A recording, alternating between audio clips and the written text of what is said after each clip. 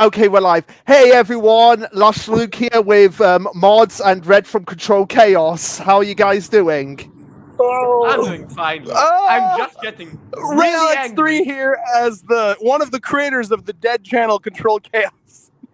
It's not dead. Fuck me, not me. Hey, it's Tyler again. Right. Might remember me from Luke's My Hero video.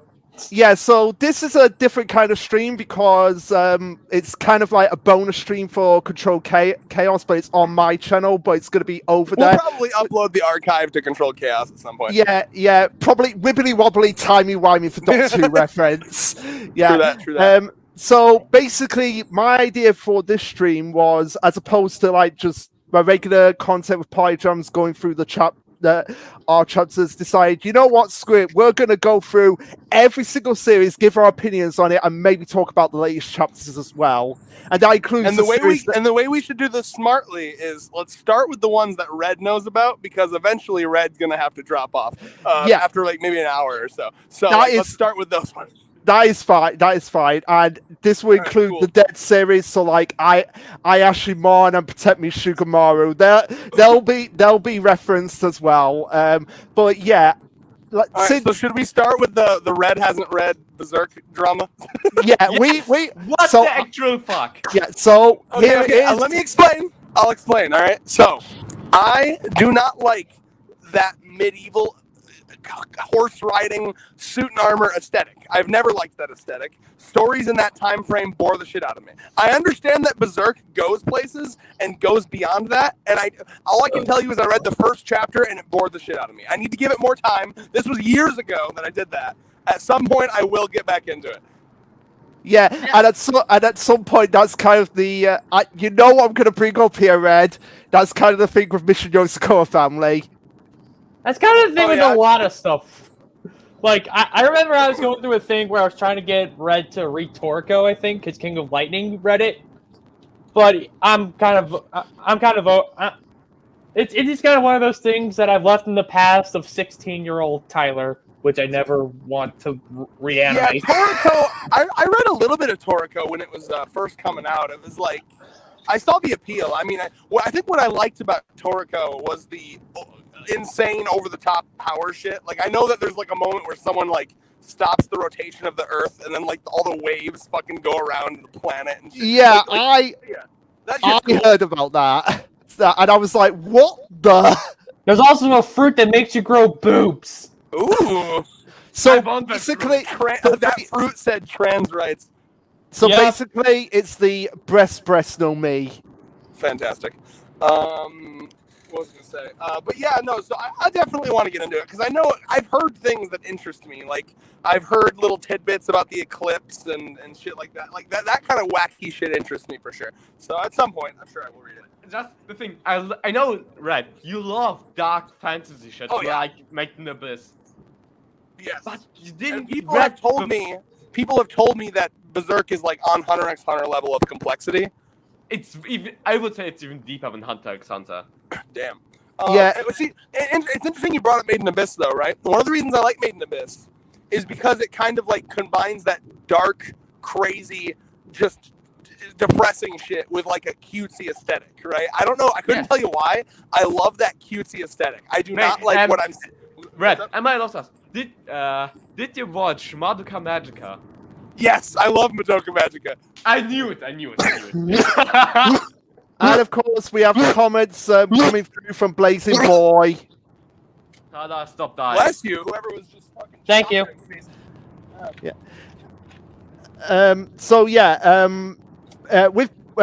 in case people don't know, Berserk is coming back.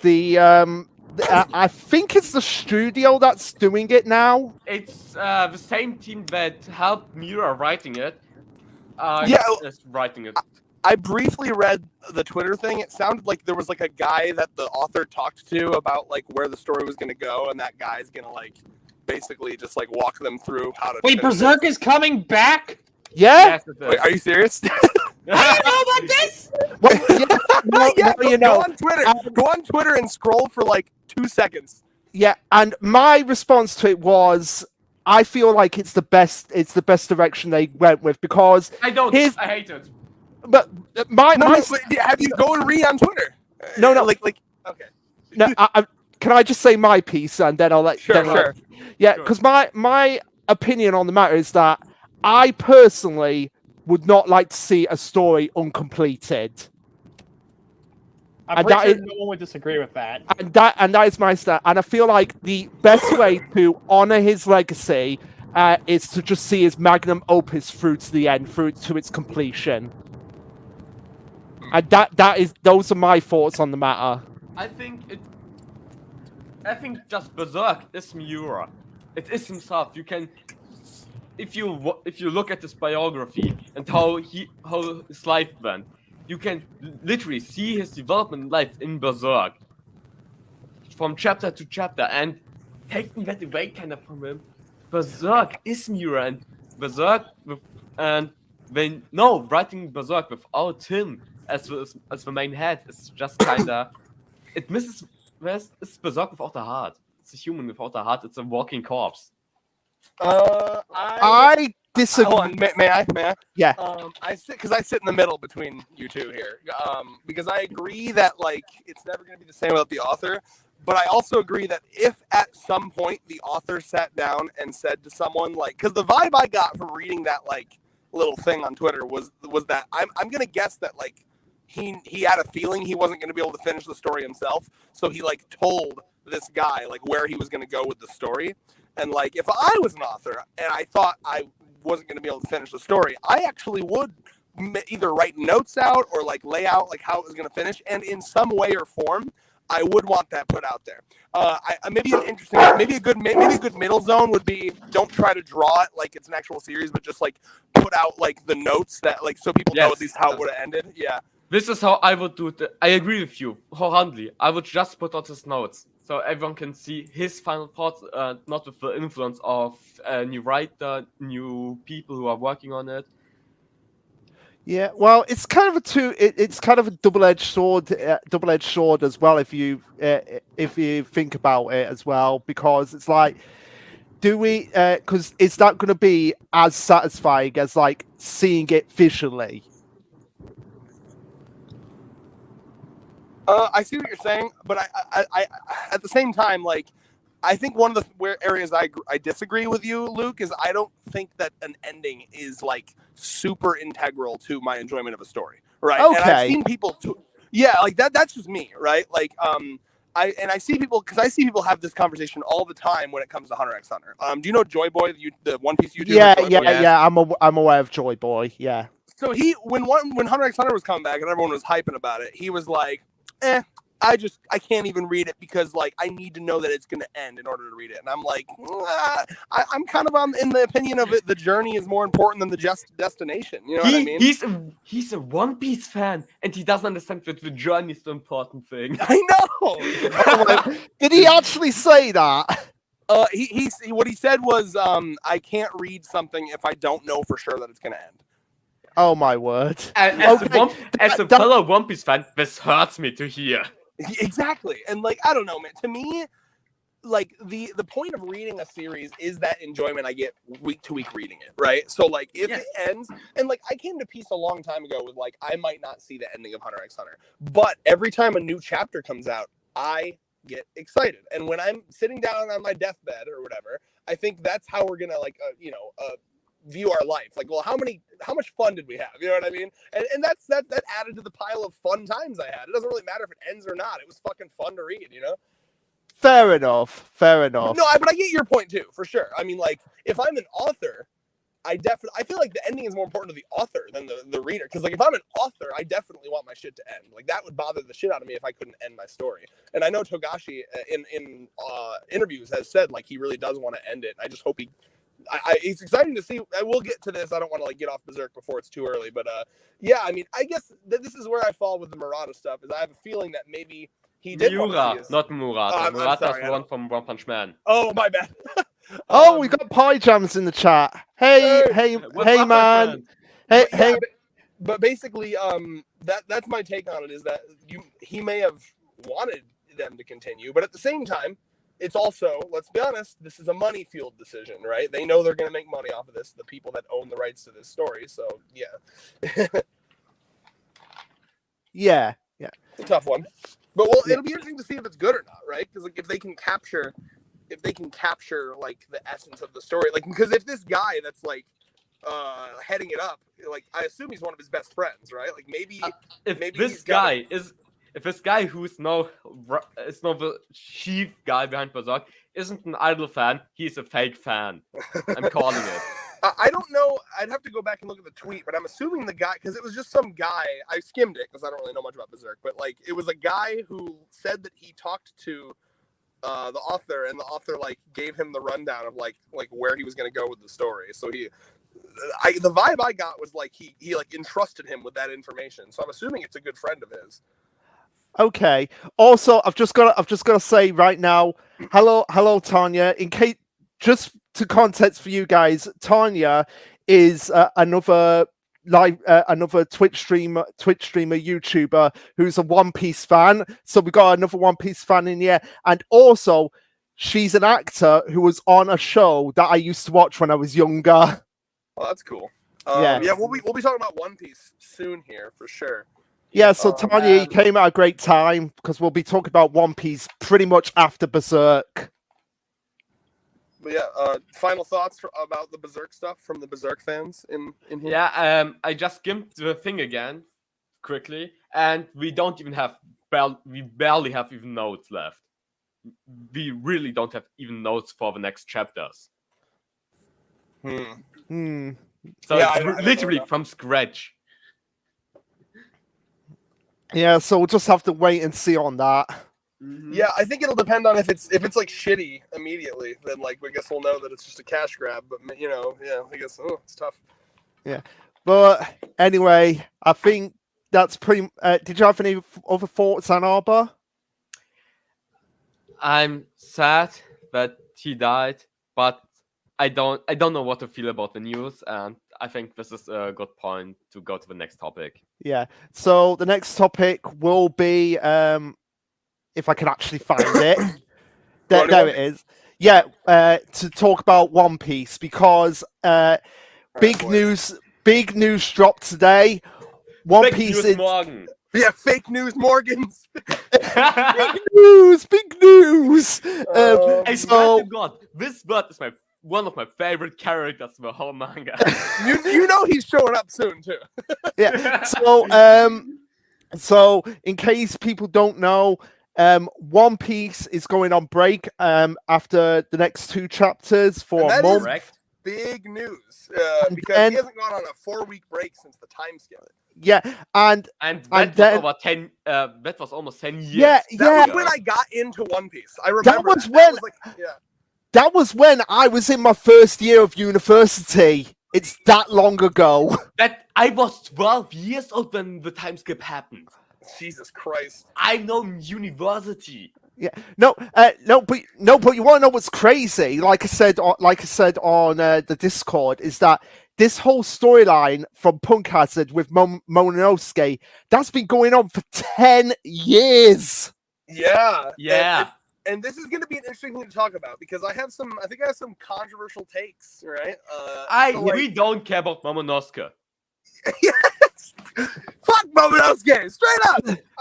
First of all, the first time I could really say I like Momonosuke was in the prison when he said, "They are not looking at me, they are seeing my father in my shadow." Like this was the first one where I could say, maybe he's all right. And after he was captured by Tanjiro by the betrayed dude, I forgot his name, and he said, "It's no problem, I will survive this." I kind of started to like him, but it was way too late in the story. Now, just can I just interrupt quickly? We'll have to keep spoilers for the manga as minimal as possible because Tanya is a One Piece. It's a One Piece anime watcher only. Everything I said already happened in the anime. I'm just pointing that out there. That's tough because that's basically what I want to talk about. So Tanya, if you're still here and you don't mind us talking about. We can have like a moment where like we can start talking vaguely and then we can have a moment where we say now we're gonna get into manga stuff. Yeah, we'll do that. I'll keep it vague at first. I'll say what I can we all just admit? Let's start at a base level here, right? Pre-time skip One Piece better than post-time skip, right? That is something I think we need to save I wouldn't agree. fully until we do the One Piece modcast. But I do agree. I feel like my main issue with post time skip One Piece is the lack of sense of adventure. I agree completely. Yeah. Okay. I think Because that Here, let him jump in real quick. I think that post time skip quality is better if looking at everything that happened than the pre-time skip thing. The pre-time skip time has higher highs. yeah, I agree. Like story wise, if we're going for like actual story, then I'd say post time skip. But if we're looking for like a sense of adventure, pre-time skip, because that's the thing with post time skip. It's basically being like get to point A, point B, point A, point B, point A, point B. So like, okay, we've got to go to Punk Hazard, then Dressrosa, then So, then Whole Cake, then Wano. It's been very mission centric, and I feel like they haven't had time to just fuck around in so long. You know what I mean? And, like, I miss that. You wanna know what's crazy about it all is that the Straw Hats were separated from Punk Hazard all the way to Wano. Yeah, it's weird, man. And like, I don't know. Like, I love the Straw Hats, and like, that's the adventure, but it's also like the storylines that like felt like they were really close and personal to the Straw Hats, right? So like, my favorite arc is Water 7 and Enies Lobby. I consider it one arc. I don't know why people separate that, but and like, and it's because there's like emotional stakes. Like when Luffy is fighting Lucci, that shit hits because like they're attempting to take down a whole fucking faction of a world government for this one friend, and that shit hits. And like when Luffy's punching Kaido, it's like cause people that I barely know are starving, I guess. And it's like, yeah, that's sad. And like, correct. And you're doing the right thing, sure, but like it just doesn't. It's not emotional. It doesn't really like Save the World plot lines are never hit as hard as Save My Best Friend plot lines. You know what I'm saying? Yeah, I agree. The most emotional point. Sorry, Luke. I on one sentence. The most emotional point in all of Wano was when Kid and Killer were imprisoned in the prison, and Kid just screamed, "What have I done to you, my friend?" This is something that I wanted on the Straw Hat side, but we never got. Yeah, and then Oda fumbles that by like Kid barely even has like any moments with Kaido. It's so weird. It felt so weird and fumbled this whole arc. Yeah, it did kind of feel weird. Yeah.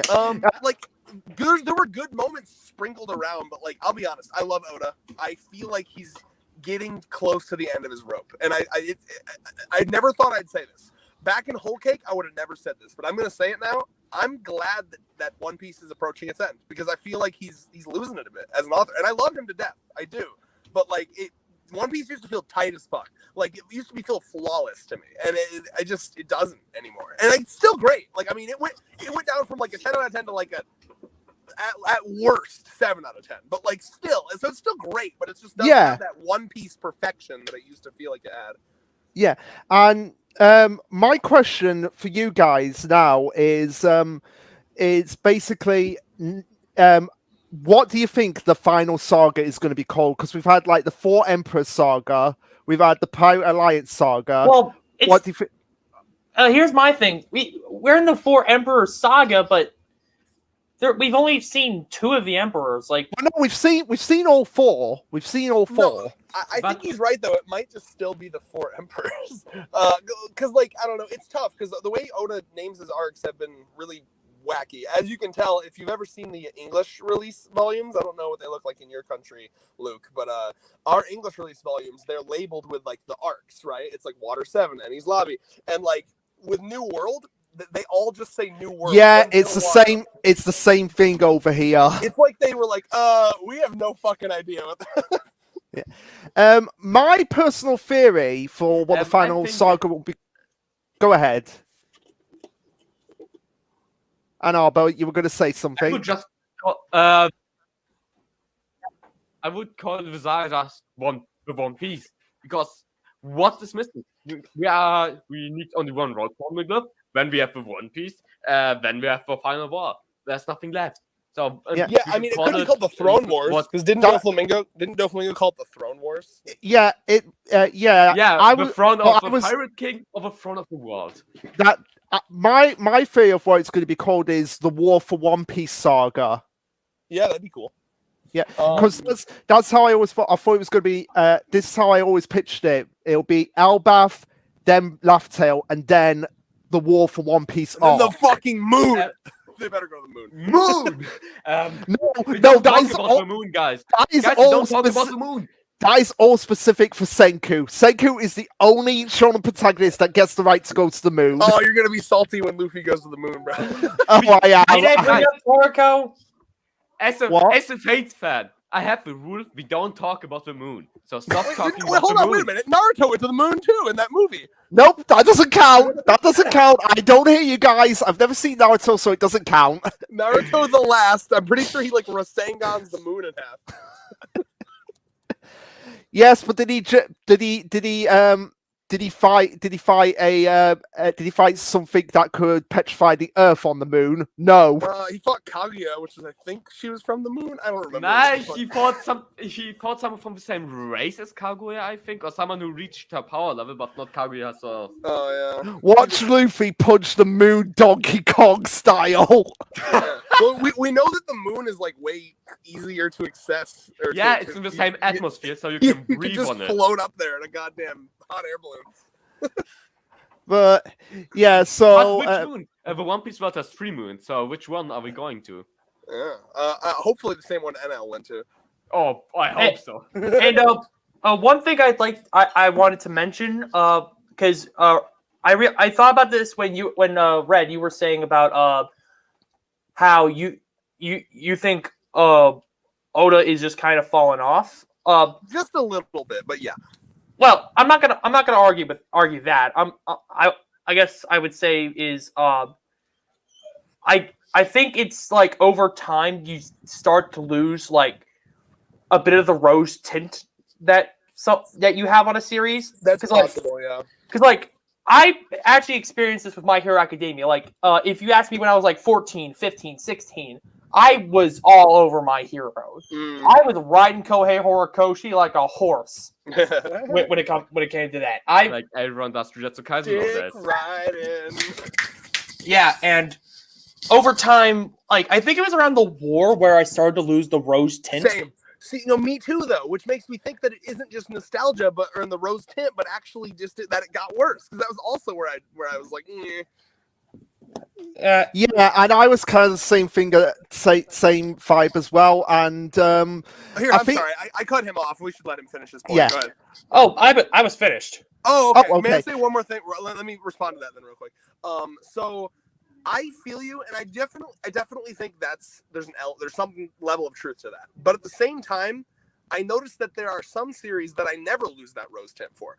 I've been into Hunter x Hunter about as long as I've been into One Piece. Maybe like 8 years instead of 10 years, right?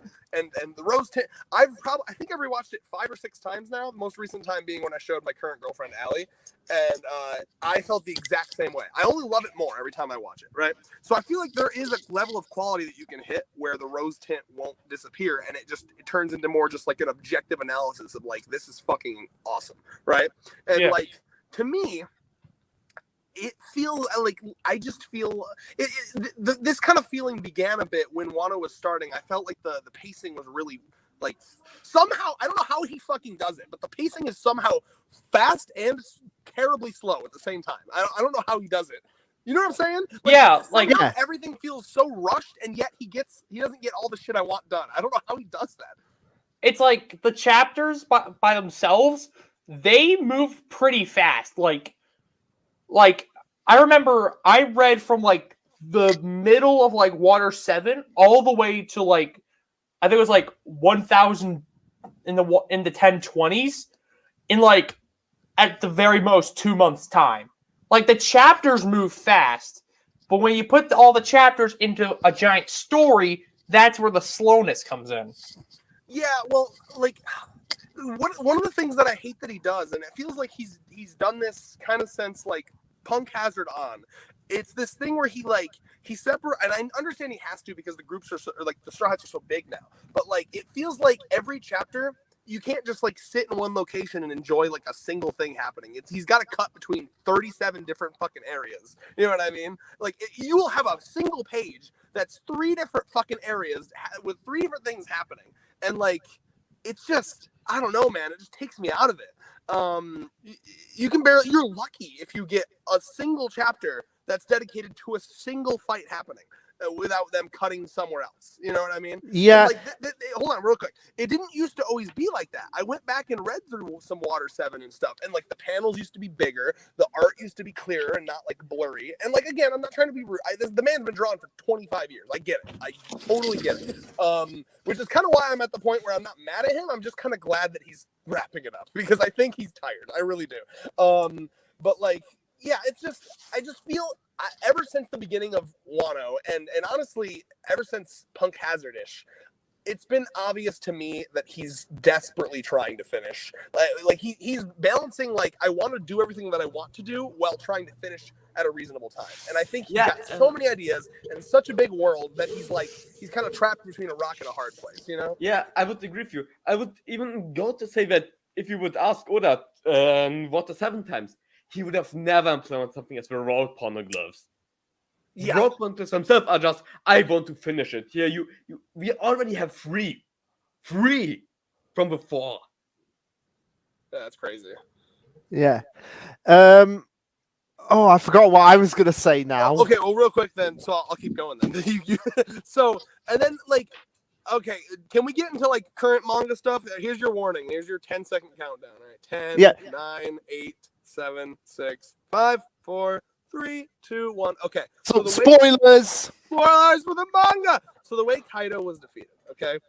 How do you come out with an interview in 2018 and say, "Hey guys, I don't think my fans will be satisfied if Kaido's beaten with just a really big punch," and then proceed to beat him with a really big punch? I don't understand how you do that. Like, yeah.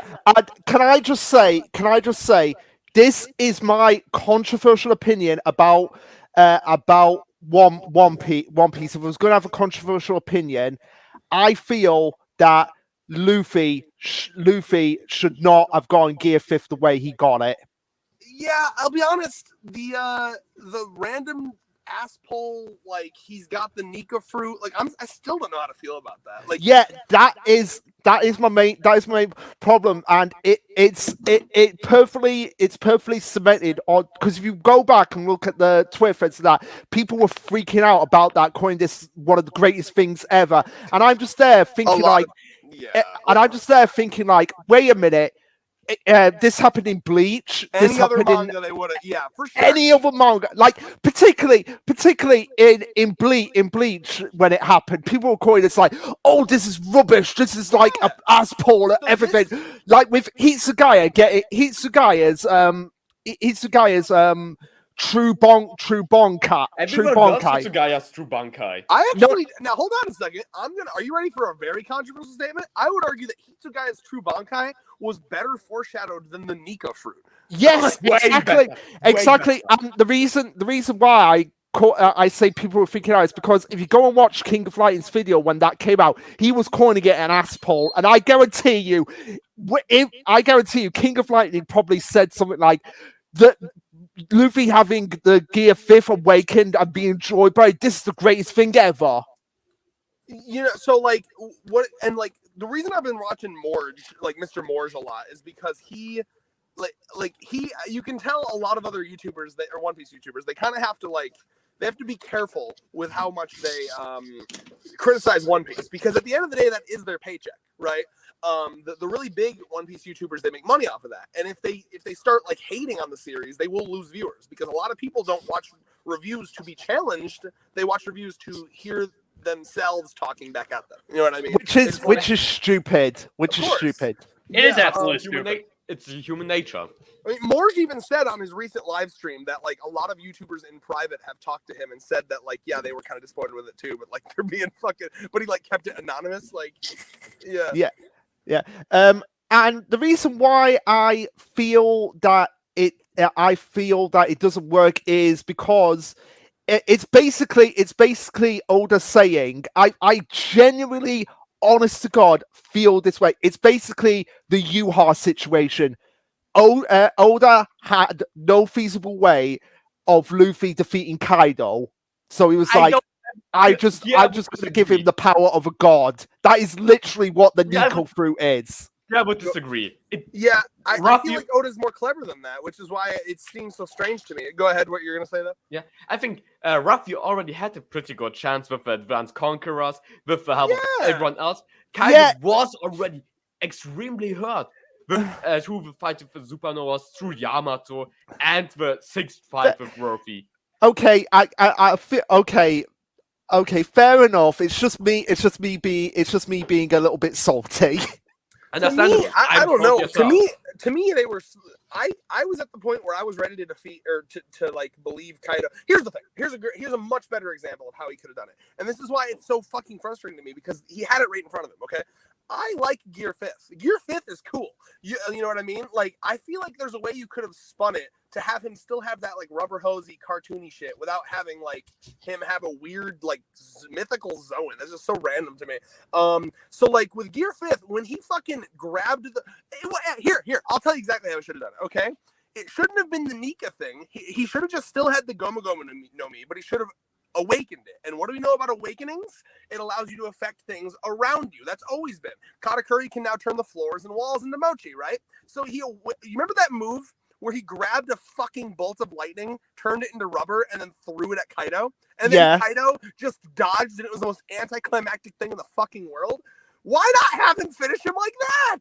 Like that alone would have been cooler than a punch. It's so different. Yeah, and you've just hit the nail on the head there, Red. And also, this is gonna be like this just makes like some of the like it just makes the world government out to be even more stupid. It's like, wait a second. Luffy had the Nika, the mythical zone model Nika fruit the whole time, and we didn't even know about it. Yeah, it's a little weird. What else was I gonna say? It's sad. It's unfortunate when like all the people that come up with theories are like coming up with better things than Oda did. Like, like remember that giant fucking sword that was sitting there from the very beginning? People had the idea that he'd like grab that shit and fucking like. What else was there? I loved the idea in early days. I loved the idea of.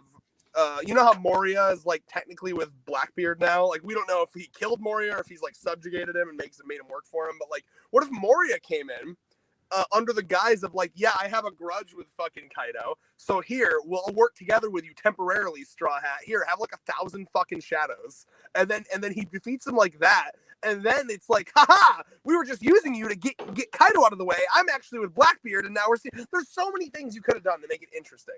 And it was just. And like, if you watched any of Morge's like the raid will fail videos, he brings up all the plot points that have been brought up and never completed, and it's just like it's very messy. And to be fair, the giant sword is not a plot point. It was just a design choice, not a plot point. It was never mentioned. Say again? Oh yeah, I wasn't saying that the giant sword was a plot point. I'm just kind of jumping from point to point. You made it. If you would listen to it, it sounded like that. Sorry, that's my bad. I just meant in general. There's a lot of things that like weren't touched upon. I'm trying to think of an example. I think the biggest thing is like the weird like kind of chopped up flashback we got for Kaido also wasn't satisfying at all. Yeah. Why didn't Kaido get the flashback? The flashback with Otama was more satisfying. Yeah, honestly. And like some people are saying, oh, he's trying to save shit for the official Rocks flashback that we're gonna get, I guess, but it's just like I don't know. Also, Red, I've just remembered what I was going to say before. It was about the fights in One Piece. The last fight that we had where it was just focused on one fight was Luffy versus Katakuri. Yeah, and thus it was one of the best fights in the fucking manga. And that fight was emotional. You want to know what made that fight so cool? Because Katakuri turned out to be like a really cool guy. The moment I that will- fight, we the moment cut that away fight- from that fight a lot to the Sunny and Nami's. Yeah, but it But wasn't. being chased But it wasn't like, oh, we're cutting to this fight, we're cutting to that Yes. fight. It was like it was either focusing on Luffy versus Karakuri or the other Shorts escaping Totland. Yeah, it was. That's the thing. Oda overextends himself way too much, and like part of me feels bad for him because he's got this huge world, but at the same time, that's a choice he made, right? So now my prayer is that going forward, at least until we get to because obviously the very last arc, he's probably going to bring it's going to be like an Avengers Endgame moment. Yes, he's going to bring Everyone's gonna come in. everyone. The goddamn kung fu dugongs from Alabasta are going to be there fighting. I guarantee it. Like, Hey, everyone, those were the best characters. I'd love to see them back.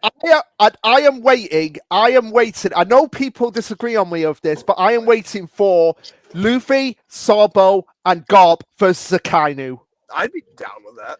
Because here's the thing. What do all those three have in Here's the common? only problem, though. Luffy's so OP at this point. I think what's more likely is that Luffy's taken on like Blackbeard or Im-sama, and then Sabo and Garp are taking on Akainu. Yeah, 'Cause I feel like if you put Luffy in there, he's gonna be way too OP. I just feel like Akainu it should still be a giant challenge for Luffy. It would be stupid if Akainu wouldn't reach the level of like. No, Prime here's the thing. Blackbeard used Whitebeard and Emperor's Devil Fruit on Akainu, and it didn't phase him. Much. Yeah, because the Devil Fruit doesn't mean shit in the end game. Yeah, but like I said, Garp didn't need a fucking Devil Fruit to conquer the seas.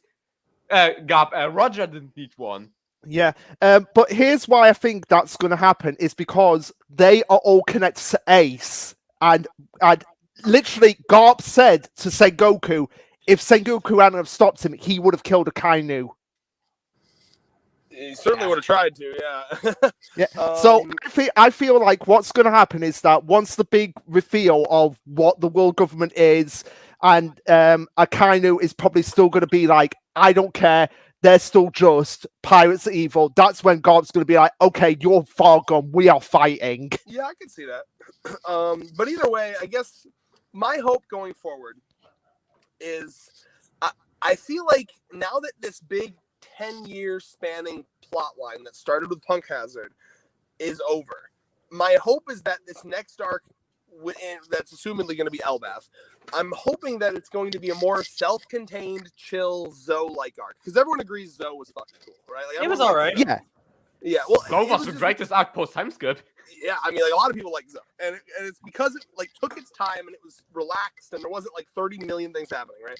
And I think and, the paneling itself was the best the post-time skip ever had. The what is? The paneling. Oh yeah, exactly. Yeah, and like that is another thing too. Honestly, like, is it just me or is Oda's art like really messy as of late? In the first rooftop scenes with the Scabbards versus Kaido, I often thought that he didn't have enough time to finish the pages. Yeah, that's what it felt like. Because I'll be honest with you, man, in those Zoro versus King chapters specifically, I had a hard time following that fight. Yes, I agree. And I'm sure it'll be kick-ass in the anime. I'm looking forward to that. But, like, my God. But, yeah, anyway, though, in the next arc, my hope is that now that we've finally finished the Wano stuff. Because I'll be honest, the problem with me, too, was I was never super into the Scabbards or Momonosuke, like, as characters. Oh, they're all shit. They're all shit. Yeah, they're not that well developed at all. But anyway, now that that's done, my hope and prayer is that we can have an arc that's just for old time's sake, just really focused on the Straw Hats and just them and being a family. That's what we need to see more of. Because those are my favorite moments of the series. Yeah, and because I don't want new members in the crew. And we need time for the old members to just talk and spend I time feel together. like if it's gonna happen, much as I would like Otama, I'm gonna be realistic here, and if it's just I'd just have it as Yamato, and just have it be the next arc be just her getting along with the rest of the crew. Dude, I even feel weird about Yamato joining. I don't like Yamato. Here's the thing. I do like Yamato, but I feel like she didn't really have much of a character arc in this arc, right? It didn't feel like she had a huge like as big of a focus as necessary to be a Straw Hat to me. I'm kind of with you there. I feel like I like Yamato. I think she's pretty fucking cool, but she didn't have the focus of a Straw Hat. Yeah, it doesn't feel like you can. It's like, Go ahead. I feel like if we didn't have Yamato join the crew, I feel like there should have been more focus on Jinbei because he would have been the newest crew member. Yeah, and I feel like Jinbei got really shafted. Aside from his fight with who was it? Who's who? That's funny. Yeah, who's who? Here's the thing. I honestly, this might be more cope. But I'm still not entirely convinced because there was that line from Jinbei where he was like, "I'll believe it when Luffy says something." I don't know, man. I don't believe it yet because like I still feel like Yamato just doesn't feel like a Straw Hat to me. I think what I would have liked is Yamato joins Kid. Like Odin joined Whitebeard first before Roger. That Yamato will join Kid before, as Ruffy won't acknowledge her or something like that, and she joins Kid. On it, have Yamato joined Law? Yeah, No. I feel like kids pirates are too fucking weird for her. Yeah, Kid Pirate. Kid is first of all, Kid is the best supernova. Fuck all of your opinions. Hey, don't mess with my man Scratch Man on Pooh. Get out of here! His ass didn't do fucking anything. I would like to go on record and saying I'm being ironic. I know. And that's another thing that we need. And that's another thing that's kind of dropped by the wayside. Speaking of the supernovas, is that what's going on with Sword? I hope we got to get that too. I have a feling that maybe we'll get a wrap up to the Reverie and we can learn more about Sword. Yeah, finally, go ahead. Sorry, I was saying that we'd finally learn more about Sword.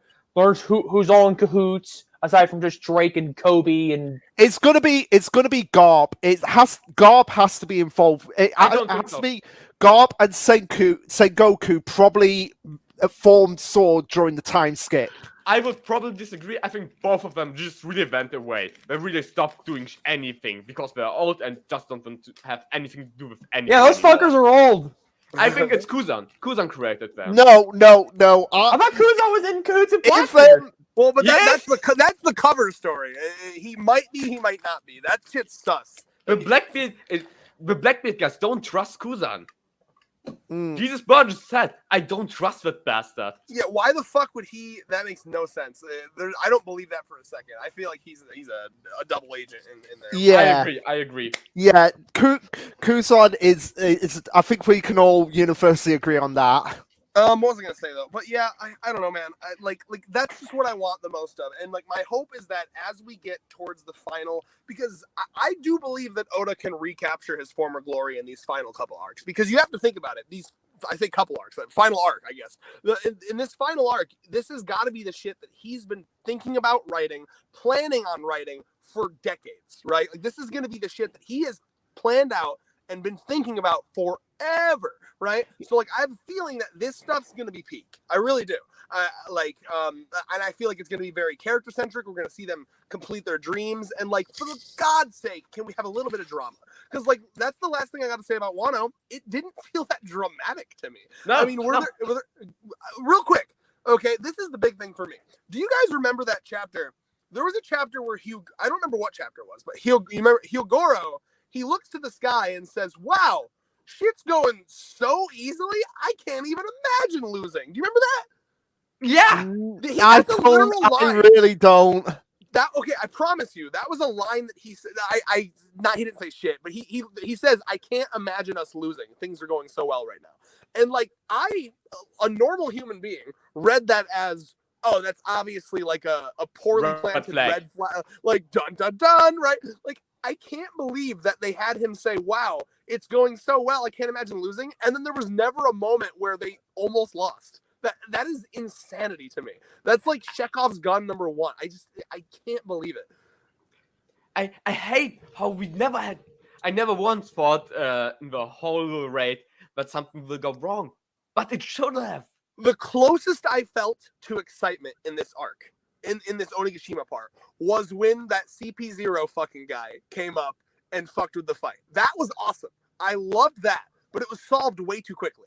Like, I wish there was a chapter or two where we thought like, yeah, Luffy's fucking actually dead and he's gonna stay. Like, imagine if Oda took that and Luffy was down, like down, and then fucking, because remember Kaido comes down and he starts terrorizing them. But imagine if Luffy didn't get right back up. Imagine if it was like 5 or 6 chapters of Kaido's fucking up the Straw Hats. King and Queen like get back up and they're fucking up everybody, and people are like on the verge of death.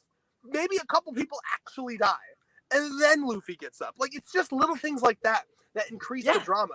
And like, I guess I fall for it every time. I always think surely Oda will kill someone that I care about, but he doesn't. He never does. I don't think he is at this point. And I'm just gonna say what you will about Dr. Stone, but at least in Dr. Stone, those characters were dead for a while. I don't shit on Dr. Stone, man. I like Dr. Stone. No, and if I'm allowed to add something to Red, yeah, of course. Yeah, if Kaido went down and if Ruffy stayed down and Kaido went back to the other guys and made shit, Brook would be able to do something. Yeah. Because Brook did literally nothing. Oh, yeah. All he did, he defeated, like, I think a number, and then, like, he defeated the weapon of Black Maria. Yeah, he helped with some, like, Black Maria goons. That's all. And then he got to carry around Robin a little bit. Is it crazy? It's crazy to think that, again, going back to it, like, Otama did more than half the Straw Hats in this arc. Was a surprise MVP. It may have, in fact, made it too easy for the Straw Hats. Yeah. I hate Otama for that. Yeah, I can see why you'd probably hate Otama for that. But I don't know. I find it hilarious that when you were going on about Suika Red, and now we had literally a kid the same age in the biggest battle with the biggest emperor in One Piece. I didn't like that either. What was I gonna say? Yeah, you know how to put this.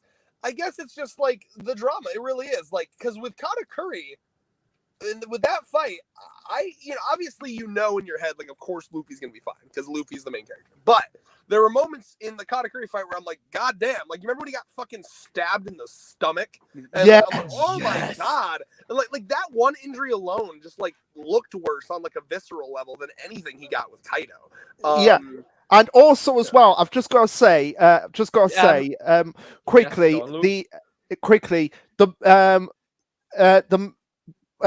moment, the flashback with Katakuri and Brunei, that had more emotion and more impact than anything in Wano. I don't know about anything, but it was really good. I'm trying to think if there's anything.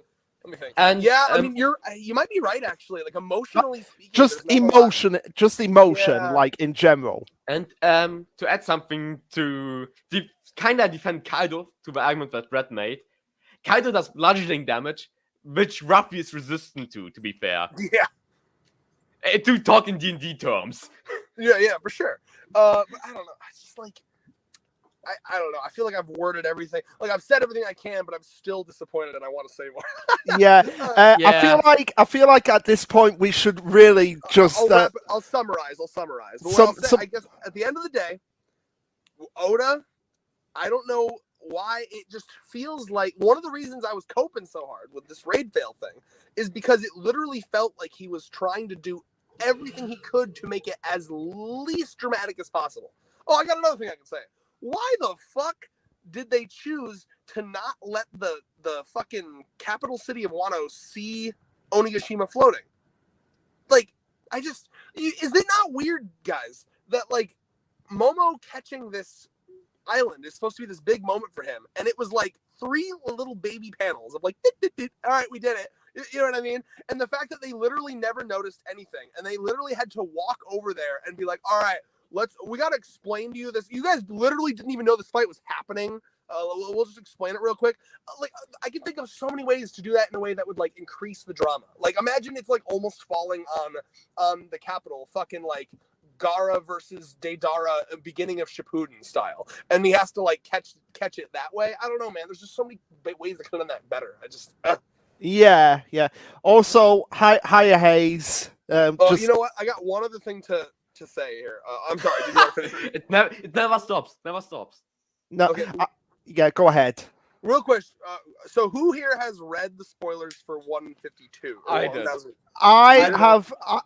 The only spoiler that I saw is that Green Bull, I think, Yeah. is headed to 1-0. Well, okay, I was going to make sure. Oh, fuck it, we're talking about him now. So, yeah, because I had to know. I literally never read the spoilers, but I needed to get it out of my. I needed to know if the raid was going to fail or not. So I was like, fuck it, I'm reading it. So the raid's not failing. There's a 7-day time skip. Okay, so 7-day time skip. I don't know what the fucking world government ships are doing. Maybe they can't access it yet. I have a question. What is the Big Mom ship doing with Smoothie and everyone else? Yeah. Oh, that's another good point. Why was Big Mom even there? Like, yeah. Also, I'm on the spoilers right. I'm on the spoilers right now. Izo died off screen. Yeah. So Izo, the only deaths are Fujira Doji, the fucking one of the scabbards that no one gives a shit about, and Izo, which Izo's a cool character, but like, that's how he died. Yeah, and I'm just like, this sounds awfully familiar, and then it clicks me. Wait, this is the whole midnight thing all over again. Yeah, it's true. The only thing that the only positive about Izo's death is that it retroactively makes that CP0 guy look better. Because remember they were like, oh, that CP0 guy was one of our best agents, and then people were kind of clowning on him, like, really? Like, it didn't look like it. You know what I mean? But at least it made okay. They're good at killing, I guess. The CP0, thank God.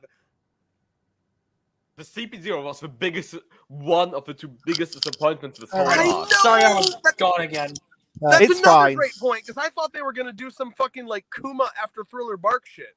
Like that's what I wanted them to show up and be like, oh wow, you beat Kaido, that's cool. Anyway, we are taking Ruffy and Nico Robin with us. Yeah, oh my god, yeah. Why even fucking blue balls us with we're gonna take Nico Robin? Another Chekhov's gun, by the way.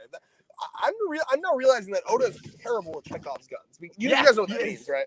Yeah. So like that to me set up at least a moment where you'd have a moment where they're like, you fucking stay the fuck away from Nico Robin.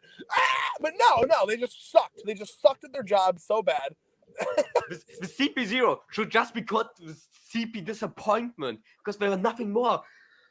But what did they achieve? Wait, I mean, why do you think they're called CP0? Yeah, because they have zero. Because they're a bunch of zeros. Yeah, I mean that was a point that King of Lightning made, was that Big Mom actually helped the Straw Hats more than Kaido by being yes. Like she took down more fucking Kaido pirates than allies. Yeah. Also, as well, just gonna comment here. What Hayes is saying in the comments.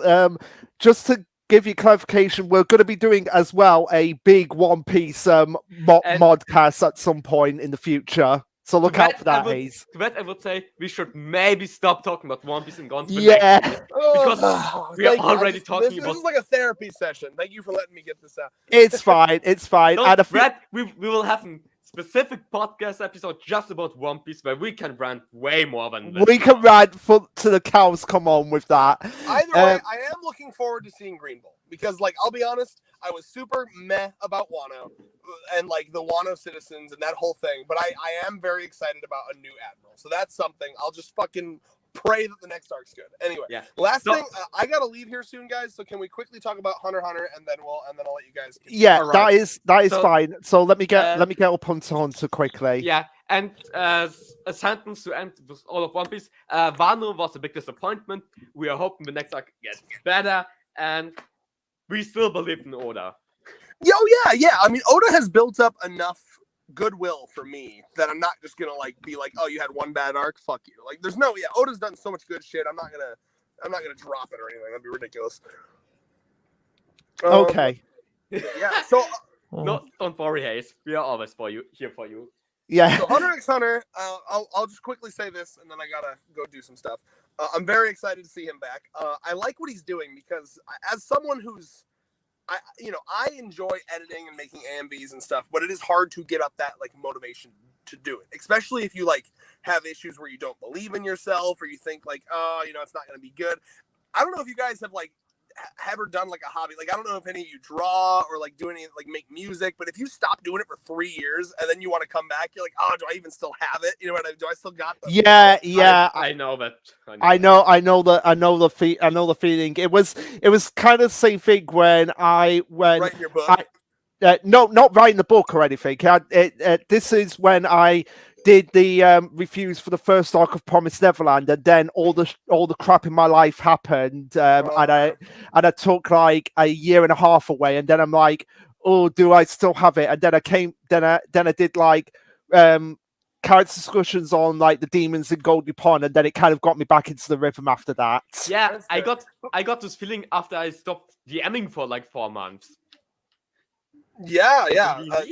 So basically, that's kind of, I like what he's doing, because I can tell that like this posting on Twitter a page a day is his way of keeping himself working on it. And I think that's going to be really good for him, because now he has millions of followers that expect a tweet a day. So he's got to get up, and that's a reasonable pace. A single page a day, that's super reasonable. Yeah. You know, so he can get up, and he knows, like, all right, I have to make a page so I can show my fans that I made a page, right? Yeah. So that's cool. Good. That's the same reason why Murata is drawing One Punch Man live streams. That's cool. I love that. Yeah. And also as well, Boichi does drawings for his YouTube channel as well. So that's really cool. Yeah, and like getting those likes and seeing those numbers, that can really like drive up the dopamine, and like, because I mean, I know that's the reason that I like editing, is like eventually I'll be able to get all those comments about how good it is and yada yada. So like getting 2 million followers on Twitter in like a week, I imagine motivated the shit out of him. And yeah, so I'm probably really proud of him. Yeah, it probably did. And also as well, I feel like as well, he really should have more confidence to be like get help from his wife occasionally, or any editors, or like you know, editors or assistants or anything. Yeah. Because people are there to help you. So have them help you. Yeah, I agree. So I'm curious now. I did the math. I did very, very rough math, but like, since he's got since he's got, because he was working on chapter 7, I believe, and now that one's done, and now he's on to, I believe, 398. So he has 2 more chapters to work on, and after that, I imagine they would need a little time to like touch them up, because obviously he's just doing a manuscript. But like, basically, he should be finished with these 10 chapters within like 2.5 to 3 months. At the rate he's going, and then so I'm guessing sometime within the next half a year we'll have the official like announcement that it's coming back. So I'm really looking forward to it. Yeah. I guess I'll do a really quick theories. So we saw a tree. Fucking tree. What could it mean? It's funny because any other manga that wouldn't mean shit, but like we're on a boat at the moment, so it's weird that there's a tree, right? So what? A lot of people would say like it's gonna focus on Gon. Doubt. I don't know. That'd be weird to go back to Gon now. I mean, I wouldn't mind it. Because I trust him that he'd have a good idea if he did. And I feel like here's the thing. If he he could always potentially just make it so like Gon's been doing some training himself, but not to get Nen back, but to like train his body up so that he can stand toe to toe with Nen users. That'd be hard to do with no Nen. Just that would be. It would be hard, but not impossible. He's a child. He'd be like ripped. He'd be so buff. It'd be terrifying. On some like Saitama shit, he'd just be like, boom. Yeah, but I feel that's what Gon's doing. He's doing fucking, what is it, like 100 push-ups, 100 sit-ups, but not eating a banana a day. No, we actually know what Gon's doing from a side sketch in the manga.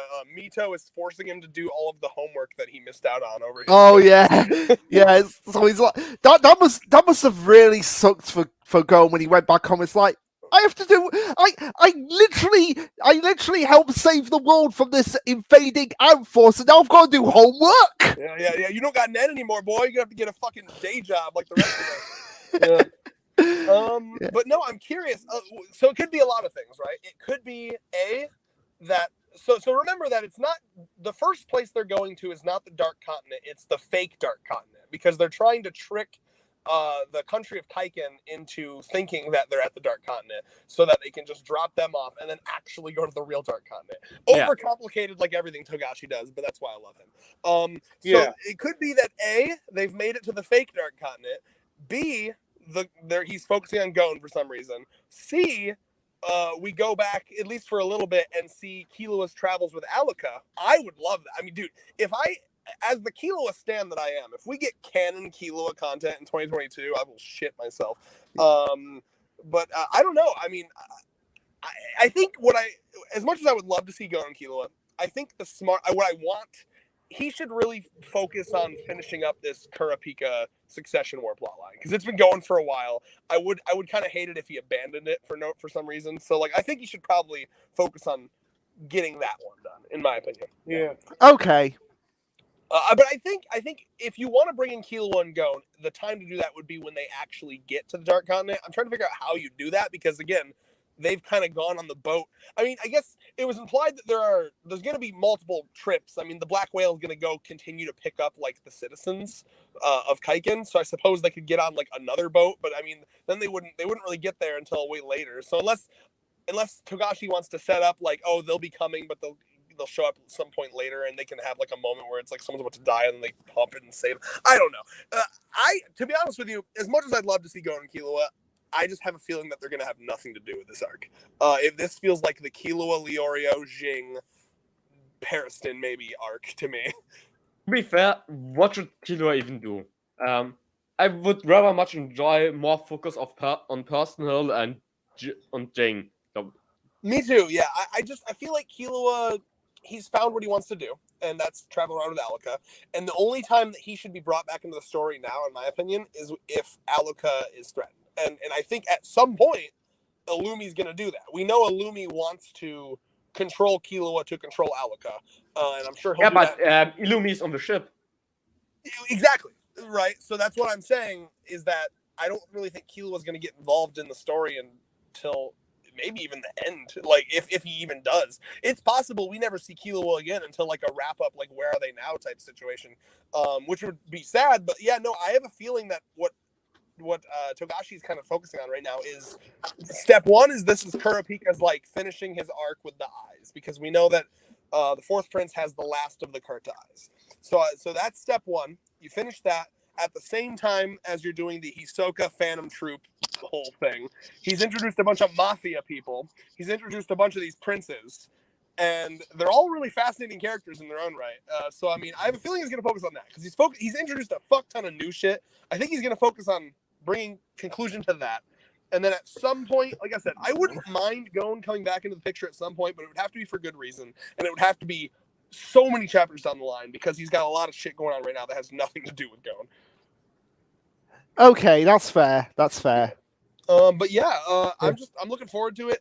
Honestly, I might do solo videos on Hunter x Hunter when they come back. I very well might, because I could definitely ramble about it. I guarantee that I'm with you now. Yeah, I guarantee that if it does focus on Killua, you will probably be like, I am doing it right now. Yeah, I mean, for sure. I wouldn't even just mind like a little cameo from Killua. Like the last canon Killua moment was actually there was a phone call that Kurapika had with Killua at the beginning of this arc that we're in now, where he was asking Killua for recommendations because he needed to get a bunch of people to like pretend to be bodyguards to come on this ship with him. And so Killua recommended Biscuit, and Killua was like, yeah, she could be hard to deal with at some points. All you got to do is just kind of like, you just got to like lie to her and tell her she's pretty and shit, and she'll shut the fuck up. I could never do it because I had too much pride, but maybe you can. So something like that. Maybe Kurapika could call up Killua like, what's up? How you doing?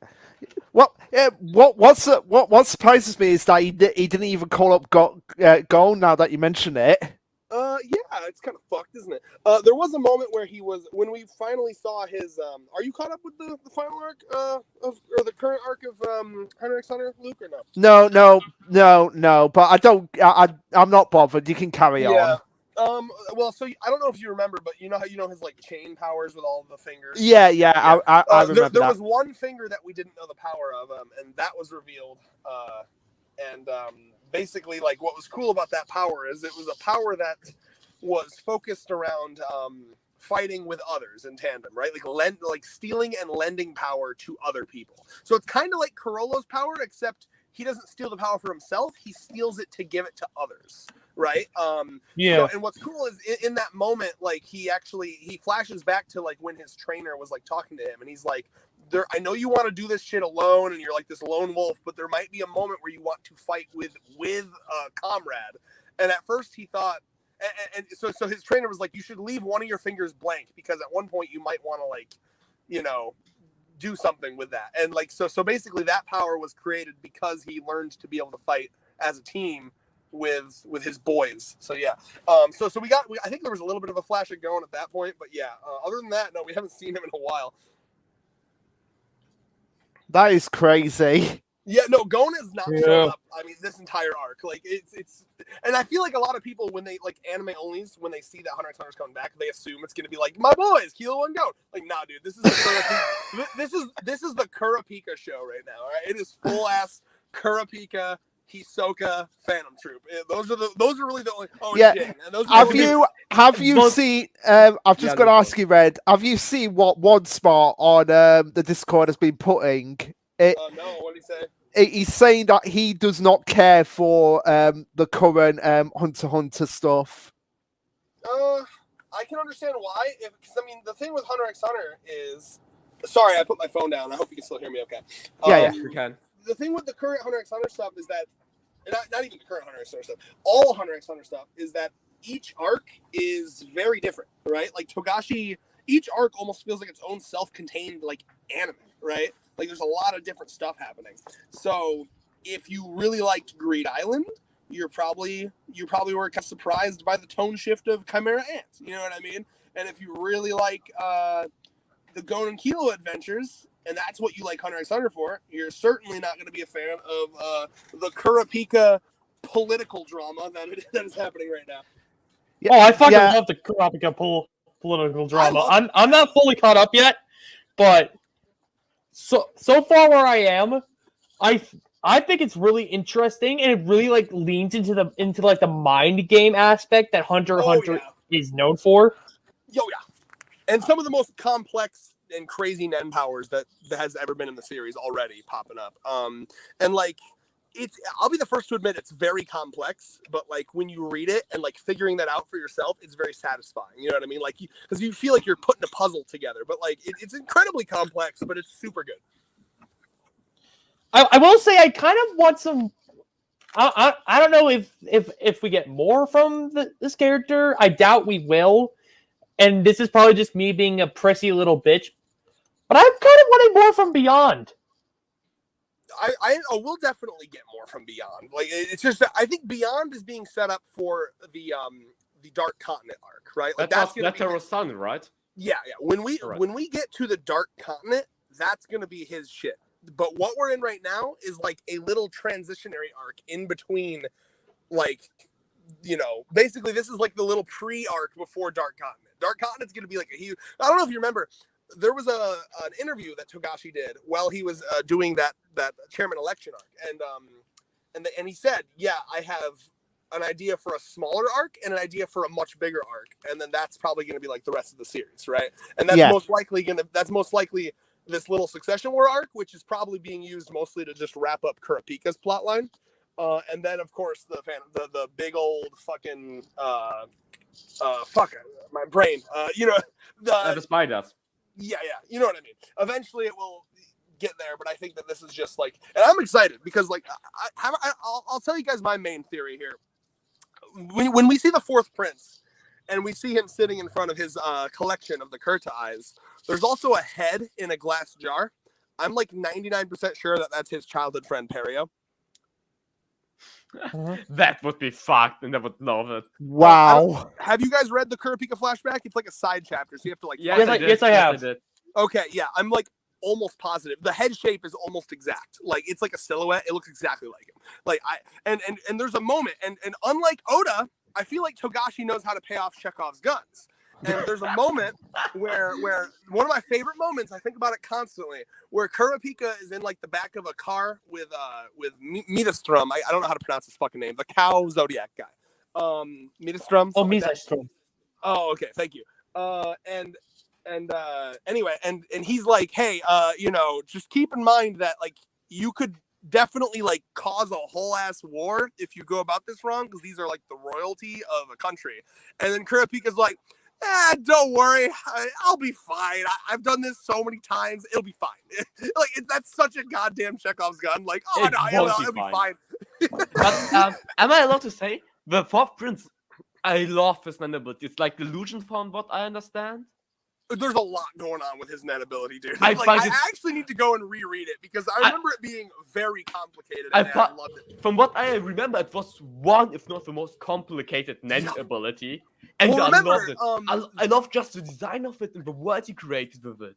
So remember a lot of those princes, they have both a Nen beast and a Nen ability. Yes, So it's yes. super OP. So his Nen beast has something to do with like if you lie to him too many times, it'll like fuck you up. And then Yes, his it Nen- petrifies you. Yeah, and then his Nen ability is like some weird fucking like time shit. I literally have to reread it. I just remember that he's able to like perceive shit like out of time and like it's weird. I need to reread it. I'm gonna reread this entire final arc before it comes back. Honestly. Yeah, it's. I'm just gonna say it's amazing how Togashi is able to do this and remember everything in excruciating detail. Most Togashi likely he is definitely a- has Togashi. One of the reasons I like Togashi is because it's obvious to me that he has like OCD, because I have OCD, and the way you know how some people hate the narrator in the Chimera Antark. Yeah, I love the narrator. People hate that shit. I fucked with that so hard. The fact that the narrator allows you to get into the heads of these characters without there being, because in other anime, the reason that there's a trope in anime where they explain their powers is because they have to like either think it or say it for the characters to know it. I love the narrator so much because then the characters can act in a smart way without having to fucking say shit out loud for the sake of the audience. yeah. I think in that sense, you will probably, if you ever get into Kaguya-sama Love is War, you probably enjoy that. That's funny you say that, Luke. I actually watched the first 5 episodes of that yesterday. Oh right, well there you go. Yeah, because the narrator, it's basically the same. It's basically the same thing. Yeah, and the dub is I watched the anime, and the dub of the narrator is actually Ian Sinclair. The Yeah, same guy I who know. voices Brooke. And he's It's. so good. You want to know what's funny about Ian Sinclair as well? What? He's the voice of Tsukasa in the dub of Dr. Stone. Bruh. That's awesome. But All anyway, those English names, I don't know. Yeah. I gotta head out here soon, so I'm just gonna finish off my thoughts on Hunter x Hunter real quick. So basically, just what was I saying? I missed. Brain, what were we saying? Something about OCD and the narrator. Oh yes, thank you so much. So yeah, like I love that palace invasion scene is one of my favorite scenes in all of fiction because it shows. I think it's one of the best portrayals of speed I've ever seen, because you have this like, because in the manga too, there's a timer at the bottom of like every other page. So like Gon makes it into that room with Pitou in like 13. It's like absurd, like 13 seconds or some shit. And like, because you see the fucking arrows flying and like all this shit happening where they're thinking like, oh shit, Yuppie's gonna hit Knuckle, who's invisible because he's on the back of the iguana guy or the chameleon guy, and like all that shit is happening in their heads, and it's taking like a whole episode. I don't know if you guys remember that. I remember that. That whole episode was 11 seconds of real time. 11 seconds. Yeah, I know. I love it. So, and people that have weak attention spans are like, oh, hurry up. I loved it. Anyway, I love the amount of... Oh, and I have one other example of why I love Togashi so much, and then I Way to call me out. One more example. Okay, so I'm fanboying right now. So do you remember, this is from the new arc too. Do you guys remember, and I'm going to be terrible with names and shit because it is a newer character and I've only read this arc once, but Red? can you guys still hear me? Yeah, you just call off a bit then. My mom tried to call me and I needed to hang up. I'm hanging up my mom for you. Okay, yeah, go. Okay. So anyway, that character, I don't remember what her name is, but she's like one of the two twins. There's the twins that are princes. They're both girls, you know, and like she activates. You mean power. she who always dies, all right? Right? I don't remember her name, but it's the one that has the power where she can open up that like portal that takes the form of like that thing they used to crawl through as kids. But now I thought of she can open up a portal to her sister at any time. I don't remember her. Sorry. Okay, well, either way, there's a page where she's opening up this portal, and like there's a whole page where she's like thinking in her head about all the different ways she should test this power, and it's like it's questions that we would have, and you see this a lot with Oda, where it's like with Oda in One Piece, you're like, oh man, I wish he would delve more into how hockey works. What if you applied it like this? But you just have to guess or hope or assume. But with Togashi, in page 1 of a power, he'll give you literally every detail of it. It's so good. You can write an essay on. You can pick one random nen ability and write a fucking essay on that shit. That's what I love about Togashi. Anyway, I'm a dip, guys. This was great talking to you. Definitely invite me to more of these, Luke. I'll show up. Yeah, cool. That's fine. And also, Hayes likes you, Red, in the comments because you're a Killer stand and you've been fanboying over Hunter x Hunter. And I just want to say quickly before you go, this transition arc is the longest transition arc ever in manga history. Yeah, true that. I love my fellow Killua stands. Peace out. Peace. Bye, Luke. Bye, Red. Right. So I guess now, which series do you guys, if you guys had any other thoughts on Hunter x Hunter? Unfortunately, I actually have to go. I have been called into work, so. Well, that's fine. That's fine. Me and Ann Arbor can stay for a bit. Okay. To break because I have to go to the toilet. All right. Okay. So you go to the toilet at Ann Arbor, and and I'll read some of the comments here. So yeah. Let's see here. What can we, so you were getting spoiled this whole time, Luke. Lamo 88. Yeah. I was getting spoiled, but I don't care. Hayes. All right. Oh no, Hayes. I think Blazing Boy is still staying for a bit. Are you staying, Blazing Boy, for a bit? Or are you going? I've got a all right, so Hayes is flying as well. Okay, so yeah. So I guess if Blazing Boy, are you staying for a bit? So just let me know, and then I will. Oh, you're staying. Okay. So I guess, Blazing Boy, what series would you like me and Ann Arbor to talk about?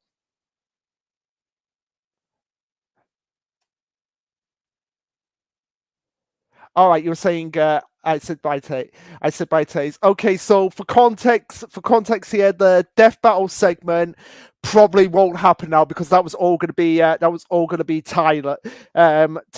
So that's probably not going to happen now. So we could talk about Yosakura. I could talk about Yosakura. I don't think Ann Arbor's been reading it. No, he probably has. Now that I remember.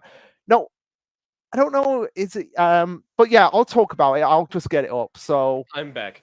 Oh, you're back. Okay. Yes. You're not reading Yosakura, are you?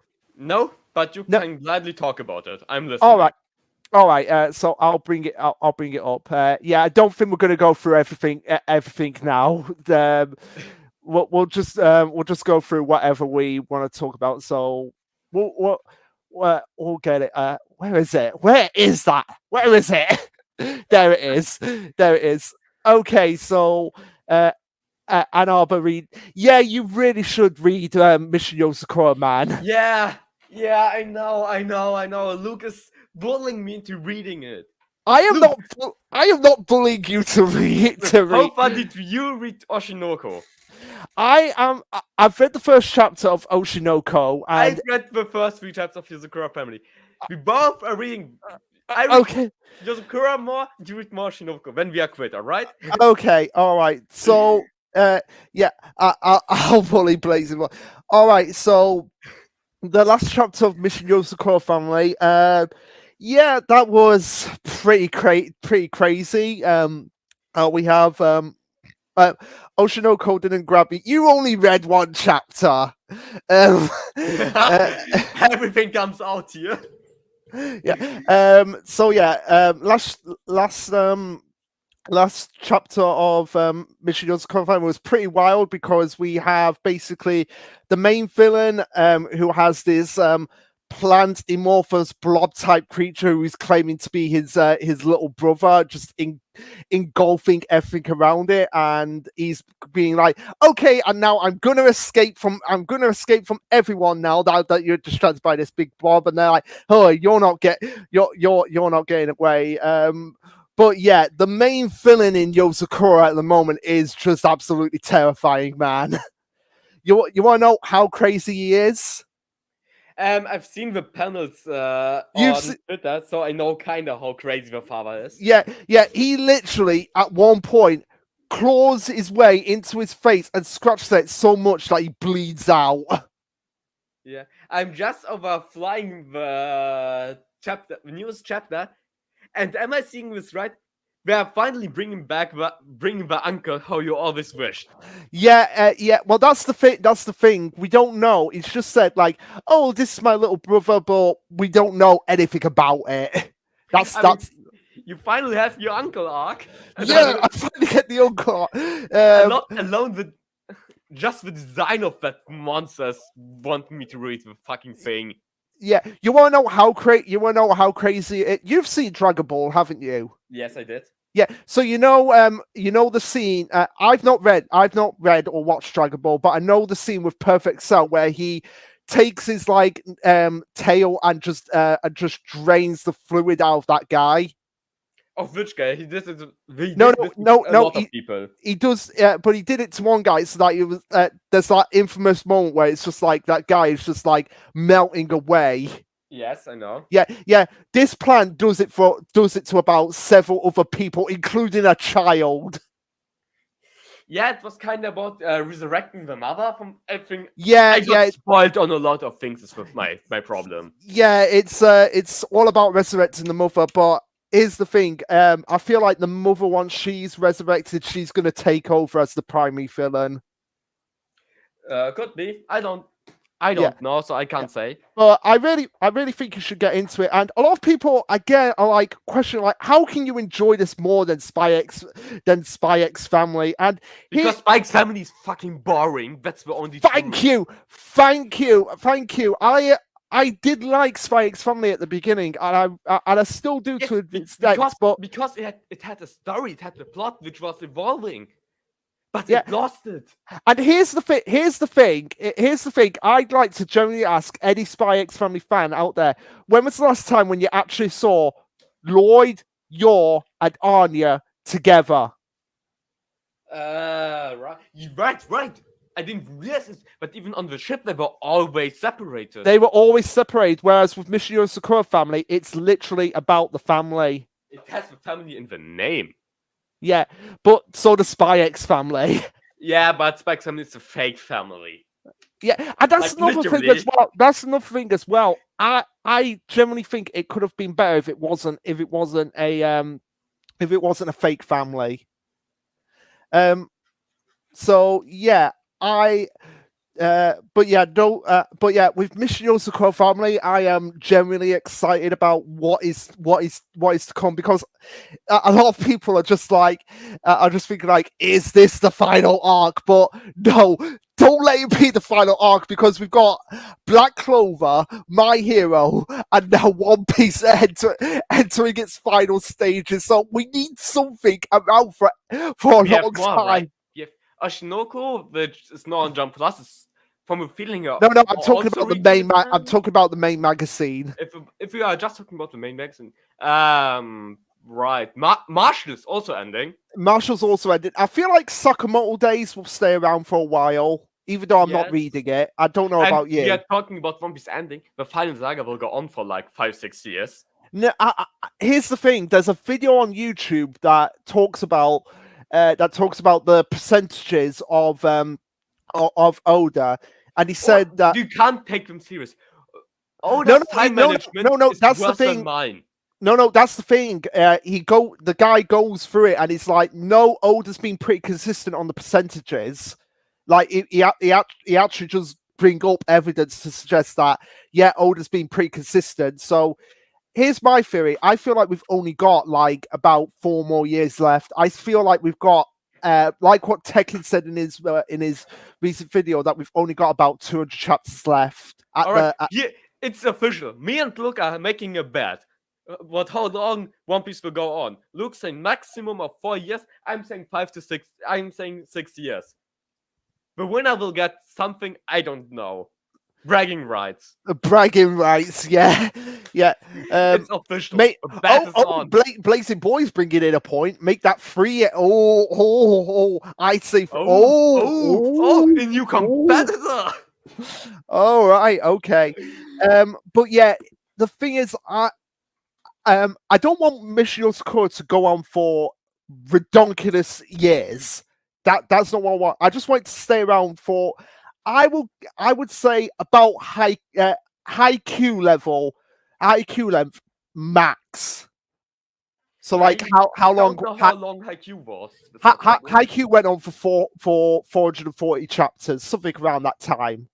So max around that length. Minimum, I'd say Ice Shield 21. So between 333 and 440 chapters. All right. Yeah. Just to give us some leeway because. But then here's the thing, because then we have to Yosakura could never. Like here's the thing, they need to keep something around. They need to keep something around at least, because once One Piece ends, what are we gonna what are people gonna have?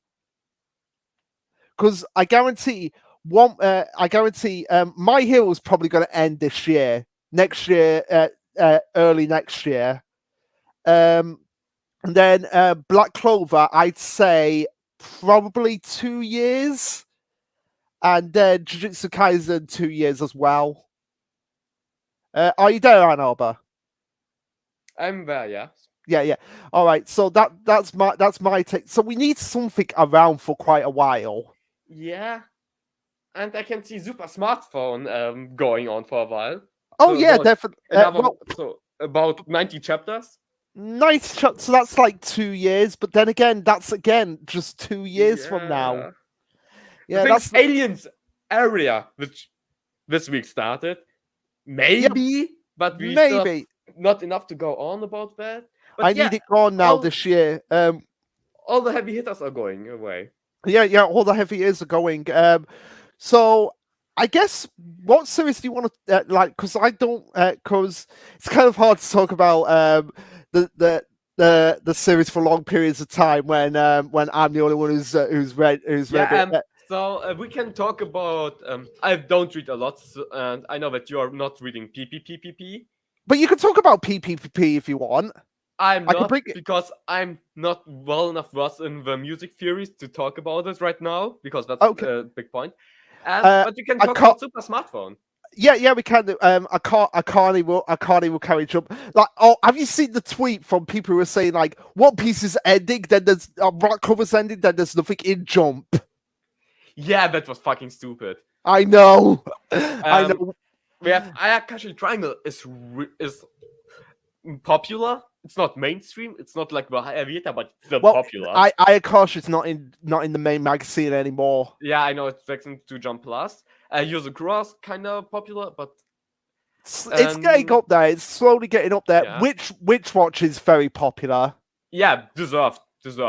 I don't read it. I dropped Witch Watch after 20 chapters, but I can see why it's popular, and I can only say it's deserving the popularity. Yeah. Like literally, one of the most recent chapters was a Saw parody, which was something. Which was I'll actually bring it up now. Witch Watch, so that I could talk about this one chapter. There we go. Yeah. So Witch Watch. Witch Watch is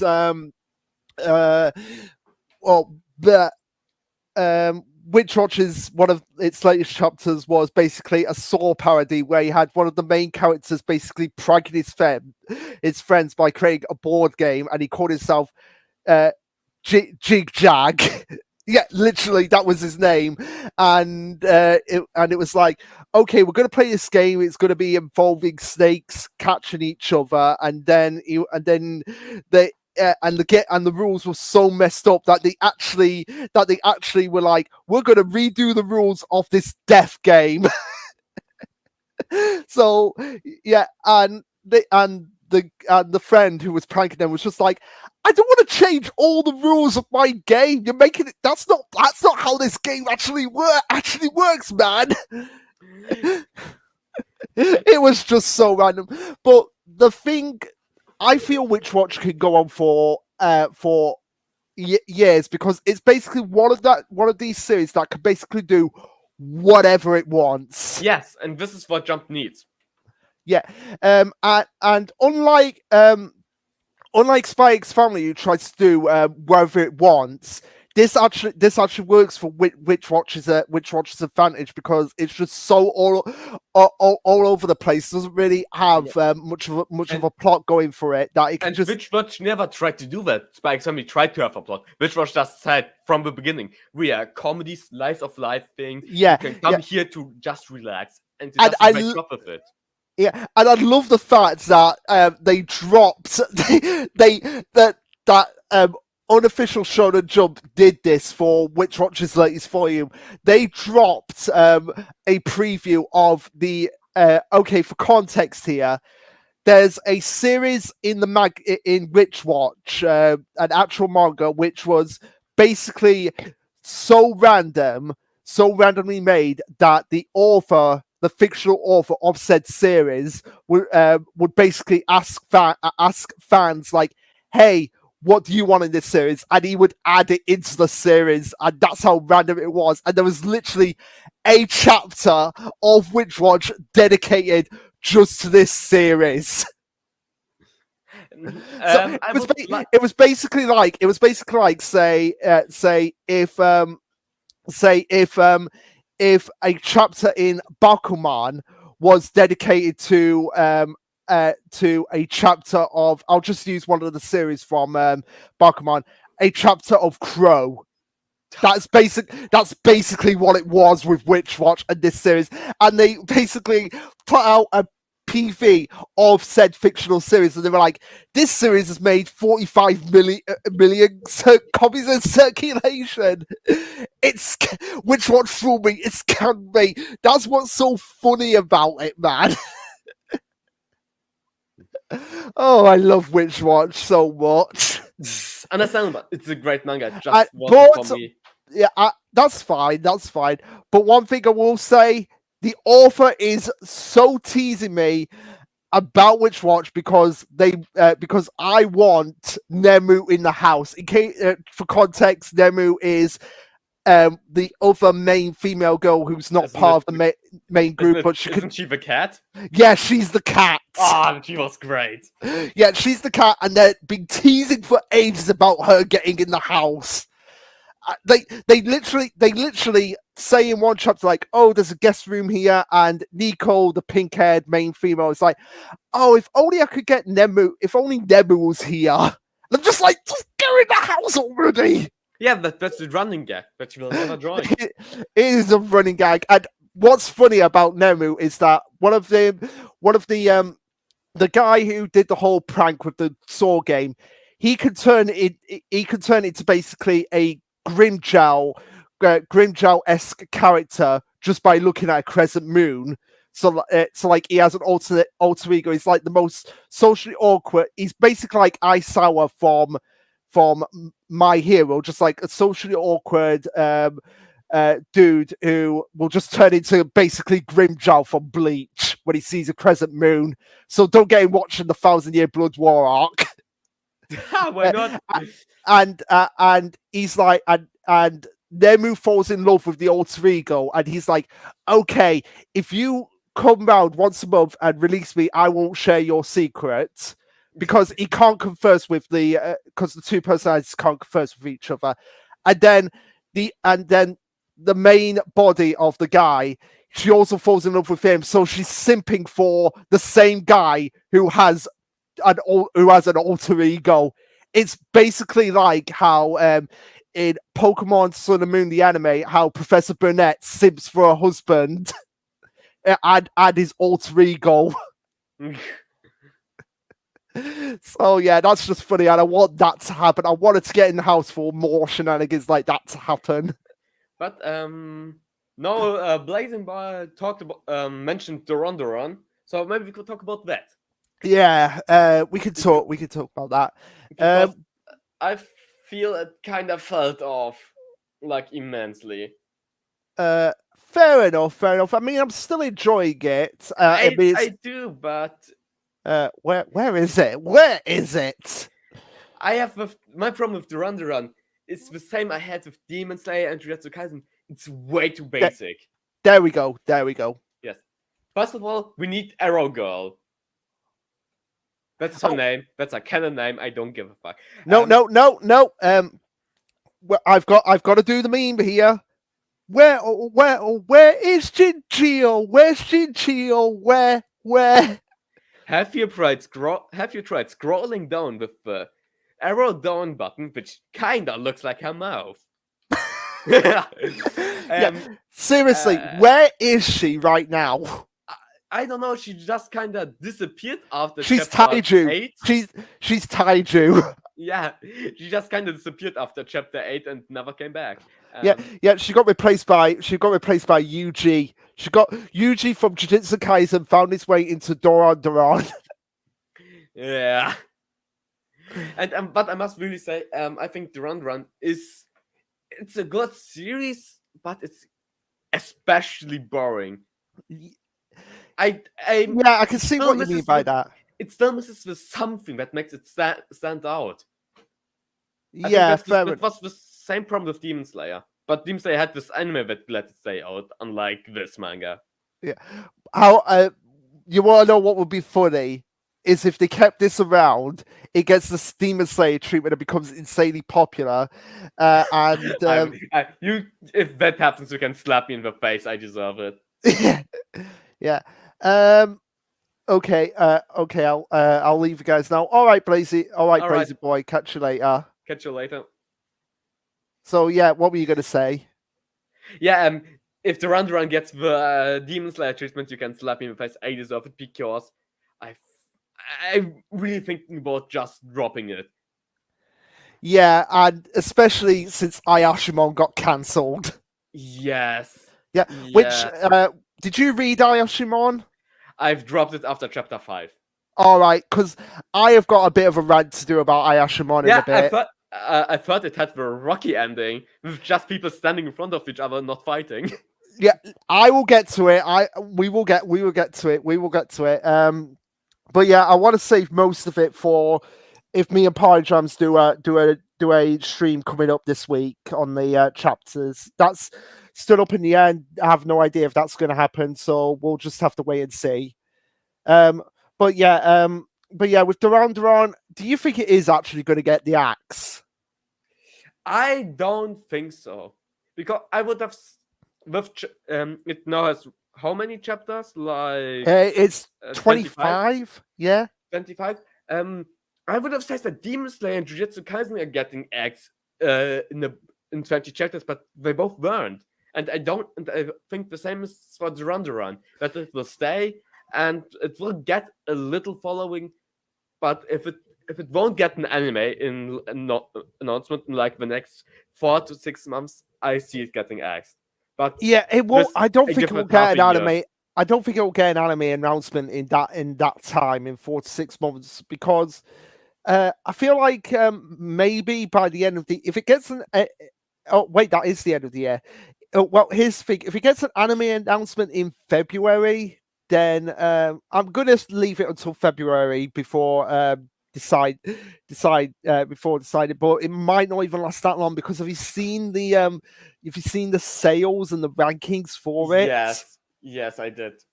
Yeah, and I feel like it's going to get the Ayashimon treatment. It's just going to sort of stop. The Demon Slayer sales weren't that much better till the anime than Duran. But how was the ranking for Demon Slayer at the time?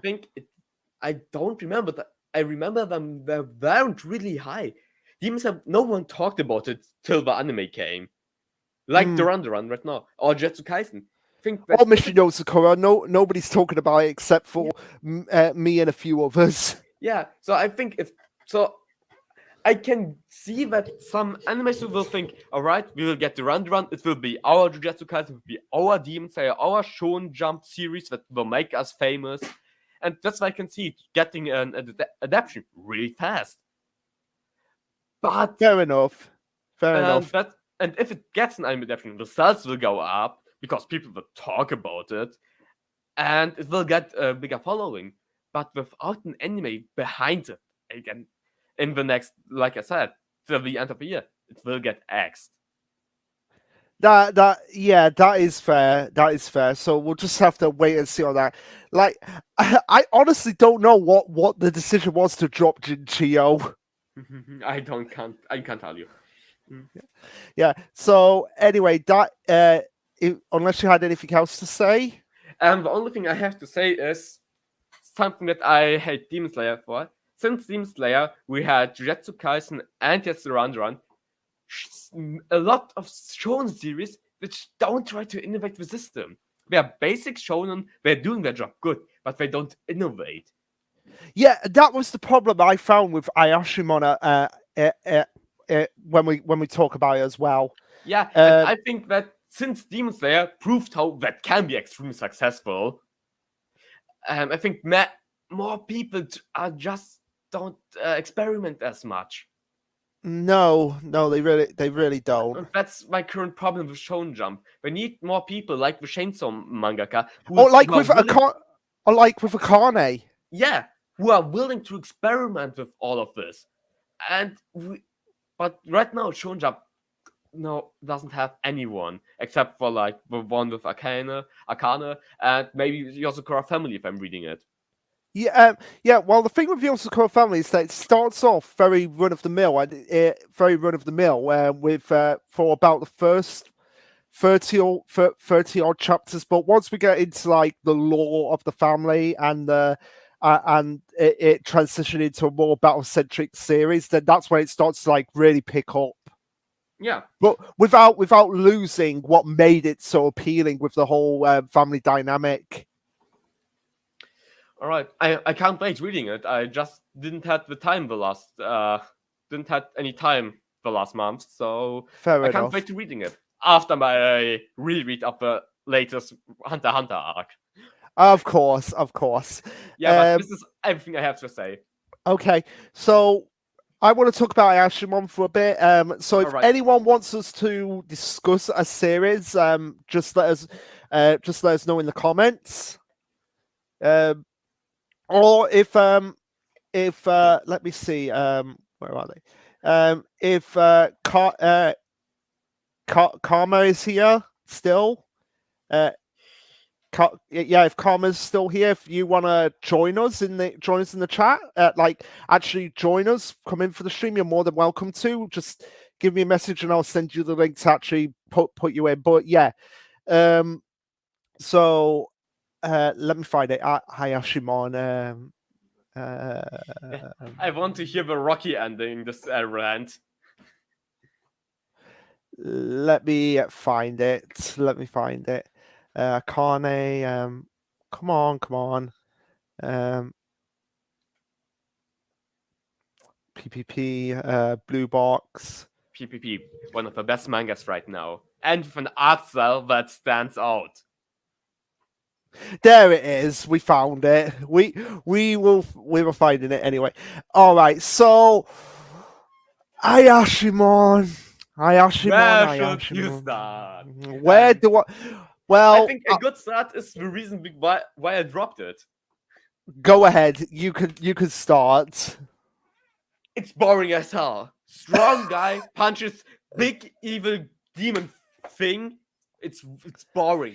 Can you explain to everybody who says this is a really good manga why it's boring? All right. First of all, if you have something like, if you start a manga and you have, this is a normal human guy who's fighting monsters. Give him something special. Make him a master in martial arts. Show him that with technique and the ingenuity of humans, he can overcome them. Not just because I have strong muscles. I can punch hard. I want to be a shonen protagonist. Yes. And by a shonen protagonist, I mean one from the 1970s. Yes. Just give them martial arts. But the problem with that is you need to know about martial arts, which the mangaka wasn't willing to learn from what I read about it. I didn't read any interviews, so I can't say directly. But he should have researched something about martial arts and let his protagonists use martial arts to overcome the obstacles. But no, the enemy is strong. They don't die in one punch. Oh, I am happy. I can punch my whole heart out. Yay! Yay! That's the manga in a nutshell, and that's why I dropped it. Okay, that is fair, and yeah, it really got expositionary heavy. Like it got to the point where it had Witch Watch / Hunter x Hunter style of writing, if you know what I mean. Yes. Where it's just pages and pages of exposition, and I'm just like, stop explaining, please, no more explaining. And one of the biggest things where I was just like, literally, the penultimate chapter where it started off, I literally banged my head in the wall. I literally did that because you want to know what it was? What was it? It was basically the main character in a haze. Basically, Drugs! No. Basically, he'd been beaten up. So he was in a daze. And he was imagining himself as a mangaka drawing basically the manga itself. And I was like, oh no. Fucking kidding me. Bring up the chapter. Bring up chapter 24. I have chapter 25 open. Go. No, 24. Go. It's Right, in 24. Chapter 24. Are you fucking kidding me? I'm seeing it. Yeah, you are seeing it, man. What? That's even worse than Red Hood ending. Exactly. There's the. I just don't. I just want it all to stop. Yeah, I'm happy that it stopped. As soon as that chapter dropped, I was like, "This is ending. This is ending." And just go to how bad the ending is. Yeah, I've read the ending while you were talking about. Okay. So yeah, it's basically the main character staring down the main villain, getting ready to fight, and then it's just like, oh, we're going to be in purgatory for the rest of our lives. That's the thing that actually pissed me off the most. The fact that we didn't get the final battle between the main character and the main. It will basically be like if Ichigo just went Mugetsu, and then it's just like Bleach, the end. Yeah, that's. I mean, you can have a good Rocky ending style like this. I always said that if One Piece ends with that kind of ending, with Phil and Kobe being as the other sides, I would be satisfied. With Kobe achieving his dream as Admiral and Ruffy achieving his dream as Pirate King. Yeah, you can do such an ending. Great, like Rocky, it's called. Here's just to go off on a tangent here, because that's basically all I have to say about Ayashimon. Pretty much, it's just like, oh, I've learned to accept. I've learned that being a manga protagonist isn't just about beating up the bad guys, and then it's just like, I'm gonna beat up the bad guy. End of story. But yeah, just to go off on a tangent here. The way I see One Piece pretty much ending is that I don't see the world government being abolished. I just see it being more like more structurally fair with Smoker as the fleet admiral. I feel like Smoker would be the fleet admiral. The Marines have to stand at the end because the world will be in shambles, and we need Marines to help the civilians. Yeah, and I feel like the Straw Hat Pirates, they won't be a pirate crew at the end. There'll be something completely different. Like it won't just be like, oh, people who go out to have an adventure. They're not classed as pirates. It'll be something a bit more fair. Can be. I don't think so, but I can't see it happening. I don't see, because the thing about the Straw Hat Pirates is that they're not really pirates, if that makes sense. They're more like adventurers. Yes, and So I this is feel a like that's big, so I a feel big like point I that's don't like. so I feel like that's what's gonna change about the One Piece world is that the Straw Hat Pirates, they won't be classed as pirates, they'll be classed as something like the Straw Hat Adventurers or something like that. I can see it ending with a great pirate era end, and now it's the Age of Adventurers who are Yeah, setting out that to I discover would world. or the Age of Exploration, Dr. Stone reference. Yes, kind of like that ending would be acceptable. I would like it. Yeah. But we talked about One Piece a lot, so I would say we stopped talking about it. Yeah, we're gonna stop talking about One Piece now. That's the last bit. It won't be because I'm here, but Yeah. we'll try to hold it to a minimum. Yeah. So I feel like since we're approaching the 2 hour mark, what series do you honestly want to talk about the most? Super before- Smartphone. If you've read Chapter 5. Yeah. We'll do Super Smartphone. We'll do Alien Force, and then Black Clover and My Hero, and then I think we could call it wraps there. All right. Yeah. So for people who are watching this, catching up, we're not going to get through every single series now, like what we initially hoped for. And we're not going to talk about Death Battles, but maybe in the future we might do another modcast like this. Maybe get in some more members and do just a big like 4 hour one of these. So also as well, Vex, if you watch this going back, I'm sorry that we're cutting it short, man. Vex will kill us just for 2 hours already. Yeah, probably. So he's already hating us. So fuck it, Vex. If you listen to this, I'm sorry, but fuck you. We are going. I'm making it 5 hours today. So Super Smartphone. Let's see. Well, yeah. Super Smartphone. And there we go. Black Clover can get rid of battle. Yeah, so we're getting rid of there we Super Smartphone. There we go. I like the antagonist. Straight out, I like the Chapter 5 antagonist. I fell in love with him on the cover page. I do as well. My main question is is he Q's brother? No, definitely no. Q's brother is younger than Q. Okay, but do you think Q's brother has something to do with him? No. Like, where do you think his brother is at the moment? Like, what is your theory? Because my main theory is that he is the smartphone. No, I probably think he's an engineer who helped creating the smartphone. Okay. Because we know Q is like a super brain who knows everything, and his brother's over curious about everything. If you're curious about everything, you're researching everything. And Q got the biggest and best researching platform that there is. You see, research with my connection that I'm making. I think he helped making the smartphone. Fair enough. But in terms of the villain, I'm actually really fascinated as well by him. Like, what was his? What I want to know is, how did he get his smartphone? I think the same with Q. It just appeared someday.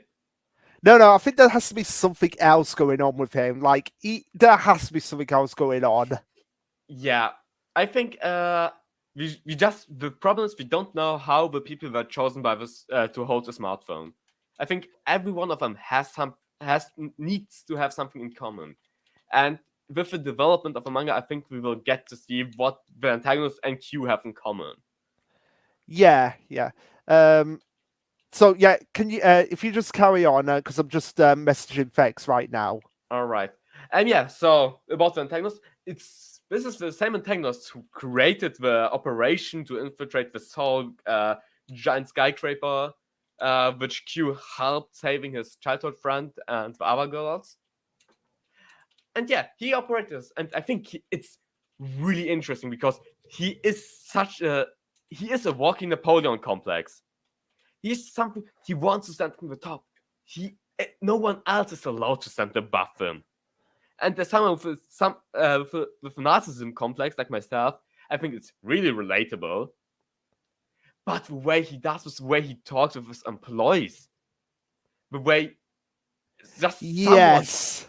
the way just someone said, "Oh no, I did something inappropriate," and literally you can see his life flashing before his eyes. Oh yeah, definitely, And I definitely. think the thing that scared me the most about is that he forgave him. I don't think he did forgive them. I think he's got something else, another trick up his sleeve, and he's just saying that to I make think if we make the- see if we see the guy who did something wrong being dead, like in the next chapter, wouldn't be able to take this antagonist as serious as he is right now. yeah, I yeah, think this moment that he forgave people can make mistakes. Why? Because they're not perfect like me. This just shows their inferiority to me.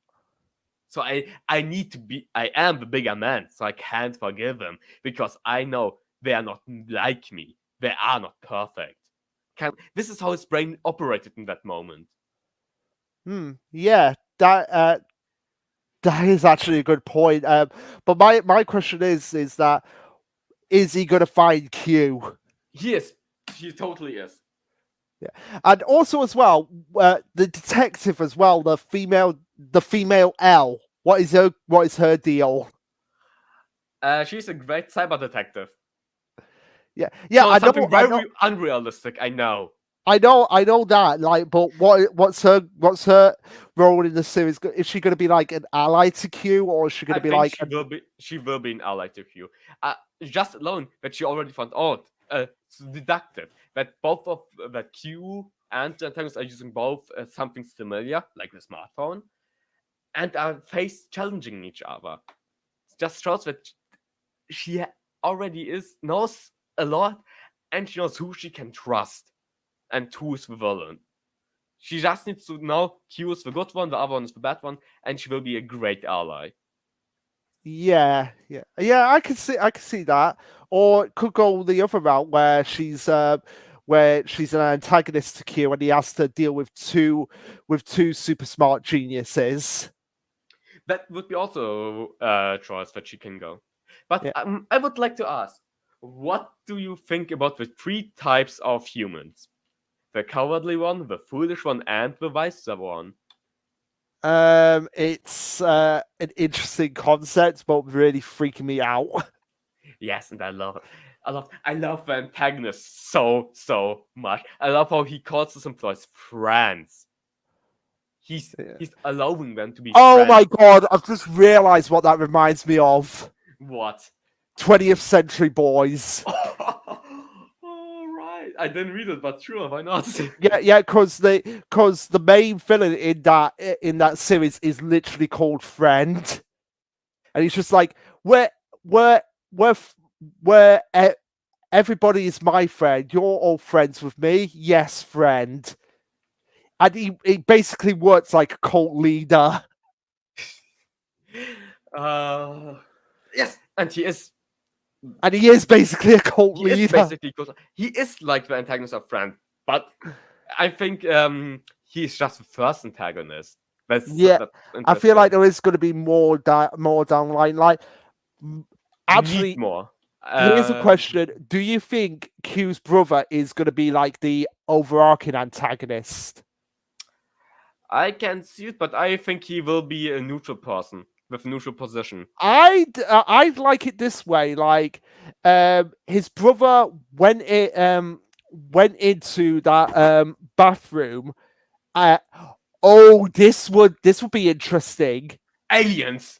No. What if that bathroom was like took his brother into the future? I am always against time travel. I mean, like, he went into the bathroom. He came out the other end. he was in an adult body, but he still had. He was like Momo basically. So he's in an adult body, but still has the mental capacity of a child. I don't think this will happen. Okay. I don't think it will go that much into something supernatural, except for the Okay. smartphone itself. Okay.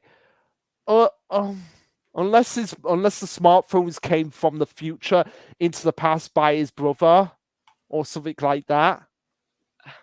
I'm really against like making something with time. Yeah, and actually, that is something that we have to talk about when we do the One Piece modcast. It's like the use of time travel. Was it The greatest shit Oda ever did, and in the podcast I'm going to rant about it. Yeah, and I know Red is on my side in that. Yeah, and also as well, you have to call out Tekken 101 because he said, "Oh, the time travel, the Toki no Mi was time travel done right." Fucking wrong. There is no way to make time travel right, except your Doctor Who, who's ignoring the repercussions. Yeah. So, well, anyway, can you talk for a little bit because I really need the toilet quickly. Yes, no problem. Yes, I'm talking about some super smartphone. If no one has a problem with it, as I don't see it. And yeah, I really like the development of Q. I think he's a smart character done right. We are just like Senku. We are seeing him research things, and we are seeing why he's mentioned to be smart, why he's always talked in such high regard by his friends. Something I don't often see. And I like how he already knows. It's a life or death situation, and that like the antagonist also already knows. And I think it's really interesting just to see the dynamic in the future, especially with the antagonist having all this power, knows how to use the smartphone way better than Q already in such a short time, and knows how he can get a lot of points with just manipulating everything. That's something I love about the series. I love how the more you disrupt society, the help of the smartphone, the more points you are getting. And with this, we know Q is not making as much advances in getting point as everyone else. Because I can say Q is the only one who's not disrupting society with a smartphone. And I would say everybody else will be like the current antagonist, like the big mafia boy, and will disrupt society. And will gain a lot more points and way faster. The only thing I'm afraid of for the future of the series is really just that Q is going to take out every other smartphone user. I want to see them take out each other. If we have more than two, maybe we will only have two, but I don't think so. Yeah. So, do you think the main girl's gonna get a smartphone? No. I think all the smartphones right now are there's a cap to the smartphones that people have, and I think they were all just given away, and no one else will get anything more. And if a girl would get something, she would have to compete with Q for the points. Fair enough. But if she has to compete with Q, then does that because it's established that anyone who has a smartphone finds another smartphone user, their smartphone is gonna be non-void. Yes. She's not even allowed to tell anyone that she has a smartphone, and I really don't see her getting a smartphone. To be fair. Okay, fair enough. But yeah, that was all of my thoughts about Super Smartphone, and I'm excited to see how it will evolve and to go on in the future because it has an interesting setting. Yeah. I go ahead. And it's something Shonen Jump needs, something new, something exciting, not something that definitely just tries to be Shonen one-on-one. Oh yeah, definitely. So yeah, I guess we'll talk about the newest series that came out. Aliens. Aliens. I love Aliens. A lot of people are mixed on it. I'm kind of in the middle. It's a bit too quick, and I don't know where it's going. But at the same time, I did enjoy the first chapter. And I've just realised. What one of them has Luffy's scar on his forehead, and the other one has Doctor Ceno's scar. Have you noticed Right. that? No, I didn't tell you said No. that. Yeah, if you look at their faces. Yeah.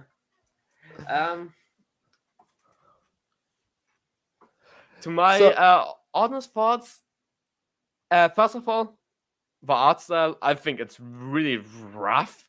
And Yeah, definitely. oftentimes I thought that he just wanted to be finished with a few panels and doesn't have as much fun drawing it. And Yeah. the quality is not consistent on every page. Yeah, but I feel like what I liked about it is just like it was just a straightforward, like we're getting set up with the concept. This is what's happening. This is the mission of the main character, and see where we go from here. But my question is what's going to happen with the siblings, with the two siblings? I hope they die. One of them has to die. You must have an agenda between little kids. I don't like little kids. They are always annoying. They are always disrupting the story. And if you're not using them for character development, if you kill one of them, I think they're misused. Except for Suika. Suika was great. Exactly, I was about to bring up Suika. Suika is the one exception where I can say that's a child character done right. Okay, all right. But anyway, yeah, there's not really much we can talk about because it's just like one of those series that's just like super fast paced right from the beginning. I was pleasantly surprised because I thought it was just going to be like a boatload of exposition, but no, wasn't really. It was just standing straight to the point. So I guess what's your opinion on the two main characters? Do you as main characters? Main character number one with the Ruffy scar, the one with the two siblings. Basic Shonen protagonist 101. Yeah, and I feel like that's what people are mixed about, is that there's not really anything majorly different about him that makes him. Do you remember your first time reading Chainsaw Man and just reading Denji's dream, I want to touch boobs? Yeah, that like you want to know. This sticks in your mind. Yeah, but you want to know what's funny about that, about Chainsaw Man, and how he got away with some of the stuff that he did? No, I don't. Apparently, I don't know if this is true, but somebody did say that the reason why Fujimoto got everything he could do in Jump is because he made Denji the most generic protagonist ever. And I would disagree. Denji is one of the most interesting characters ever. And I think someone like Danjiro or the protagonist of Jujutsu Kaisen is more generic than Denji. Okay. Well, no, I wouldn't say generic. He made Denji simple. He made Denji a simple protagonist. Simple is not generic. There we go. Yeah. So he made Denji a simple protagonist, and that's how he was able to get away. Like, he was so simple a protagonist, like he could basically do whatever he wanted around him. Yes. Like Ruffy. Ruffy is also a simple character. In One Piece. Yeah, but what I want to say about the Alien manga, the aliens design is so fucking boring. Please have the aliens be more I thought you said you liked it. The alien design not. I don't like the design how the aliens look in chapter 1. I want to see something more grotesque, monstrous, something out of this world. You want to see a Phantom Seer style alien, don't you? I didn't read Phantom Seer, but I just agree. But yeah, I can kind of see your points there. Yeah, that's what I liked about Red Riding Hood. The monster design was great. Something for that is what I wish for Aliens area. If the monster design is evolving and we have way better designed monsters who are not as boring, I think the series has a lot of potential to be the next generic popular shonen, which the run didn't achieve. Yeah, I can kind of agree with that. My expectations for it are, I just want them to go to space. This is, I think, we won't be going to space. or maybe for a bit, but we won't go to another planet. Maybe on this spaceship. I want them to go to other planets because you got a science fiction story about aliens. I want them to go to other planets. Yeah, but I don't see. I can get I can get why you're thinking that, and I wholly agree that we should go to other aliens. But I don't see the story going to that point. Maybe there's like a twist in the story that humanity has colonized other planets and the government's been lying about it. I don't know. Like they've been doing it in secret, and the government's just been lying about it. Like there's nothing out there. There's nothing out there. There's no aliens out there. That we haven't colonized other planets yet, but they actually have. Yes, that can be. We just have to wait and see. Yeah. But I agree. If we would go to other planets, it would be awesome. But I still stand by what I said, and I don't see it going to that direction. Fair enough. You can come to me in 30 chapters when we are on planet number 3. I was wrong. You can attack Which me means in 10 chapters we'll be on planet number 1. Correct. And you can cancel me on Twitter for that. Yeah, and I will cancel you on Twitter. Down with Van Arbor. Yes, but this is everything I have to say. But yeah, and looking rough. It needs a bit of fleshing out, and the story is generic, but at least it has an interesting topic by being generic. Yeah, and I really don't have it. I've just realised something. We need to know what the glow is around their bodies. Can you see it? The glow in the picture. The glow? What do you mean? You know, like you can see the doctor lab coat guy. He's got a glow around his hands. Ah, yes. Yeah. What is the glow? What is the glow? Maybe something space tech, like being able to talk with aliens and sign language. I don't know. Maybe. But yeah, we need to know about the glow. The glow. The glow. It's the most important thing about manga from now on. Yeah, what is the glow? Yeah, the glow is the One Piece. Correct. But yes, I'm going to read it. I'm going to continue the series. Yeah, and I am just because I like alien stories. That's why I'm a big fan of Doctor Who, for example. Yeah. Just like Luke here. But yeah. Yeah, and actually, that's another thing we need to do at one point. We need Doctor to Who talk. No, not Doctor Who talk. We need to get like actually, that is something else we need to do as well. We need to get like what we were saying on the Discord. Get in one day a VC chat and just watch stuff because I really want to watch. Really want to get people watching Classic Doctor Who and also Red Dwarf as well. I'd never watched Classic Doctor Who, and I would be on board directly. Yeah, that's also and you've seen, I've shown you Red Dwarf before, haven't I? Yes, yes, you did. Yeah. So we need to do more of that. Yes, but yeah, Classic Doctor Who because I've got BritBox as well, and it's all on there, so we can watch it. But we should stay on topic as we don't want Vex taking my rights as a motto away. Yeah, because you would.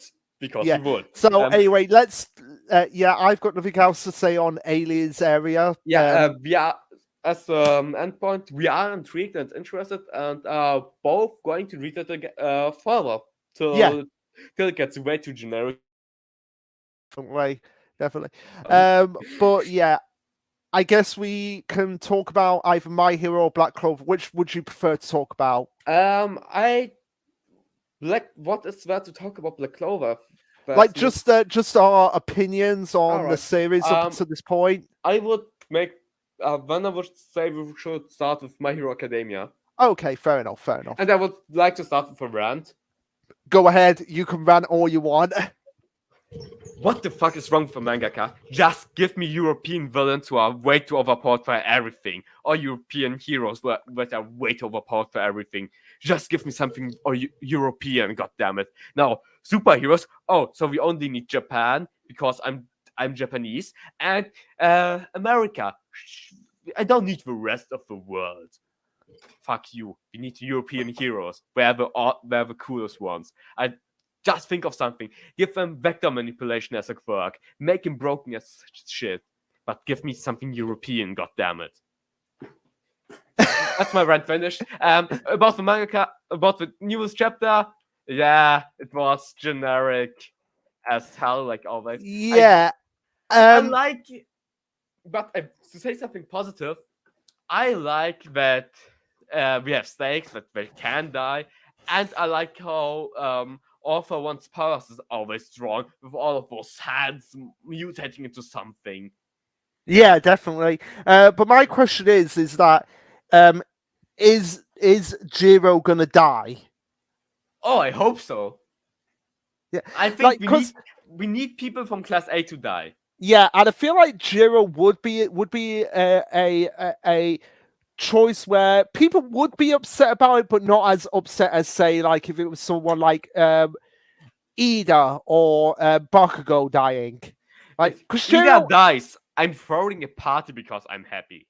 Yeah. Jiro dies, I'm indifferent because her character is not as interesting, but I like her quirk because I like music. Yeah, and here's the thing about Jiro is that she has had an arc to herself, so I feel like she has had a level of character development where I feel like her loss would be impactful. And same thing with Tokuyami if Horikoshi decides to kill him off as well. Tokuyami isn't allowed to die.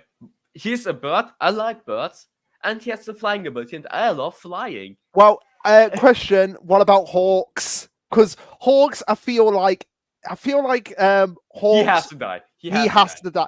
He has to die for. He has so many red flags that he really has to die, I think it will be earned death.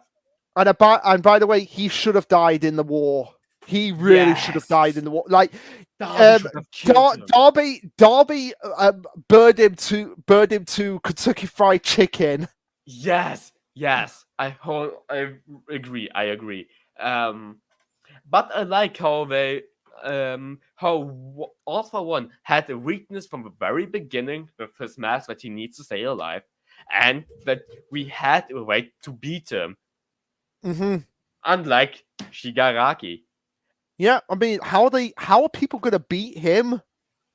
Because power of friendship and stuff. Oh my god! Don't do that, Horikoshi. Please don't do that. Horikoshi, I will do a positive half an hour on Mineta if you don't do the power of friendship kills destroys Shigaraki or gets rid of him. Shigaraki won't be beaten. He's becoming a hero. He and Deku will become best friends, and both of them will be hero bros.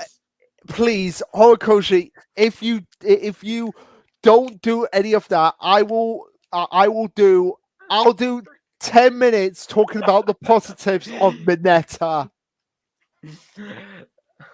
I am saying this right now, like if Horikoshi steers clear of doing the whole friendship saves Shigaraki, I will spend 10 minutes talking positively about Mineta. Yeah, but Shigaraki is really interesting. What I love to see is just people beating each other up without any powers and just martial arts and raw physical strength. And would have just loved to see the two guys with the most broken quirks, New Order ignoring. Just Shigaraki and Deku just brawling out without any superpowers, just fist to fist. But both of the quirks are just annihilated or killed or destroyed. Does Shigaraki have New Order? No. Yeah, New Order destroyed itself. Oh, okay. And took a lot of quirks with it. So Shigaraki is at his weakest point right now. Okay. from what I can remember. Oh. But again, I love something good I have to say about MHA, because the latest acts weren't that good, to be honest. But the way All for One and Shigaraki are using their abilities, just how they're really drawn, like mutated things. I have just the chapter, the page open, where he takes Jiro and the bird boy, and you can see the nose on the giant, above the giant black hole, and eyes. Yeah.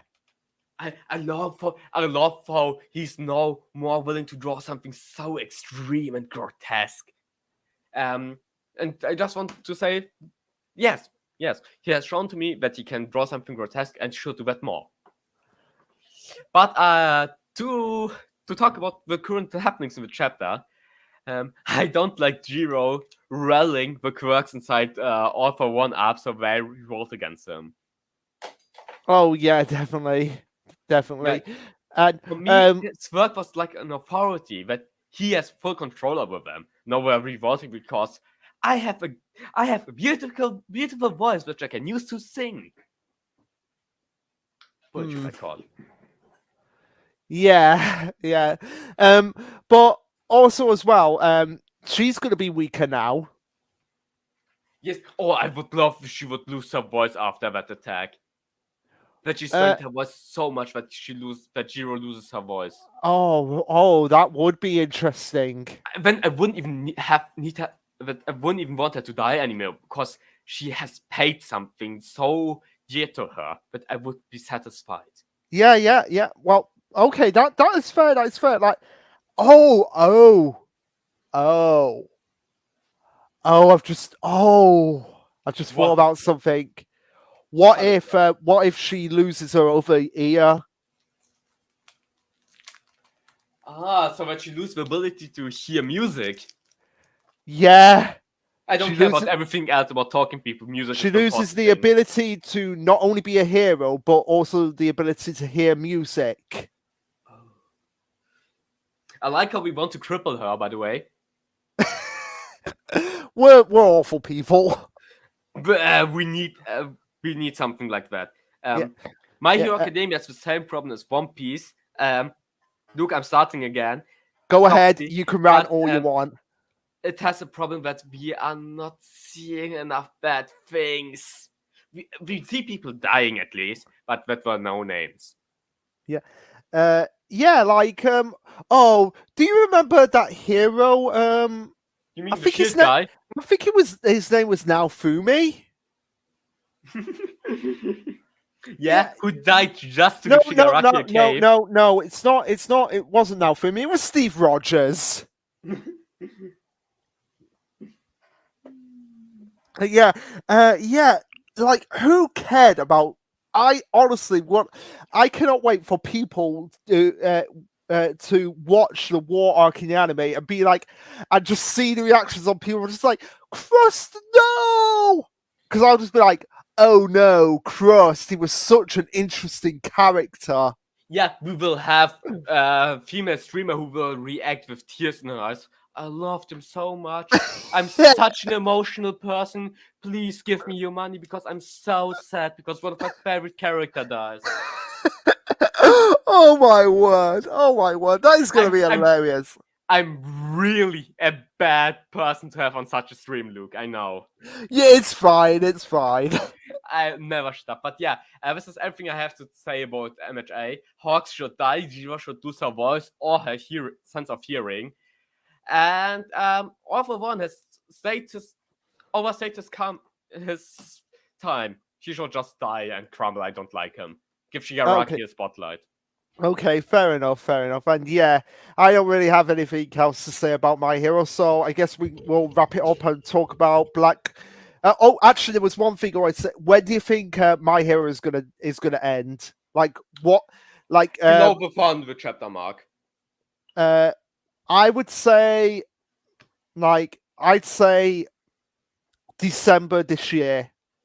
Oh, time frame. Yeah. Yeah, December. I can see it going to January. It won't reach the 400 chapters. No, everything I'm definitely going to not. say. Definitely So it won't not. stick for another year. I can see it ending like 380, 390 top. I'd be So- all right with that. Yeah. So about February next year would I say. Yeah, fair enough. Because literally, we've only got One for All, then Shigaraki, then Toga, and that's it. Spinner. And Spinner. But on the interesting character, to be fair, on the evil side, except for Shigaraki. Yeah. Oh, before we end it, how did you like Darby? Because I hated him. I hated everything that has to do with him. I And don't mind Derby. I love how everyone said, yeah, it was such a good theory. It's that he was Endeavor's son. If it's clear, and it was clear, it's a bad theory because we had way too much information for it. That I disagree with. That I honestly disagree with because I can see why you disagree, but that's just my personal stand. you can have very obvious theories. It's just how they were executed. And I feel like he executed well because it wasn't. It was great. That's What? I don't say anything against it. It was great, executed great. Yeah. So So it's So that's the you can have like the most. You can have like, oh, this was a great twist, but it came out of nowhere. I feel like that's way worse than just being a predictable twist because with predictable twists you can do a spin on it. Yeah, I think if it's so obvious, it will lose its impact. It's my problem. Yeah, but again, it's all about how it's executed. Yes, and I agree that it was executed really well. But I would have liked if I don't have as much clues that it wasn't ever done. That I could say, oh, I knew it. It was 100% clear that it is. Fair enough. But this is just me and not everyone else. Yeah, but yeah, Black Clover. So, what were your thoughts on how? I think we should just address the big topic. What were your thoughts on Julius being being revealed as the main villain? I find it extremely interesting. I thought Julius needs to have an extremely important role, more extreme than the Wizard King, just because this book was so special. Yeah, like it didn't have a cover. Yes, exactly, and it never closed as well. Yes, and that should have been a red flag for everyone. There's something going on with this guy. And if you give him, I don't want to see him getting another Grimoire. He just needs to have his one open thing, and he doesn't need anything else. Yeah. And I like that little boy who has this acid speech bubbles. I just call it acid speech bubbles from now on. I forgot his name. I love that guy. Okay, fair enough. I love him. He's my favorite character. He has my favorite characters, and I don't know why I love him. Yeah. My overall thing about it was like, okay, I did not see this coming, but at the same time, I could kind of see it coming with Julius. Yeah. He was extremely overpowered. If he thought you could see that in the fight against Licht. Yes, I can pronounce this right because I am German. Go on, yes, but against this fight against Licht, I think you just saw how much powerful he was when a 4-leaf clover. Yeah, definitely.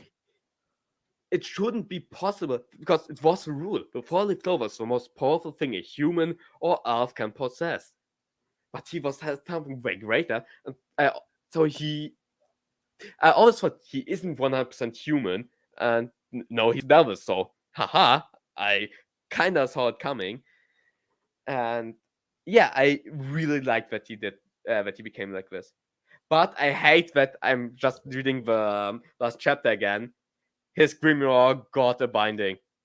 I just realized it, and I'm hating the chapter from now on. Shit, I'm going to cancel the series. Bye. My question for you is the devil that he's hosting, Astarova. do you think he's Asta's dad? No.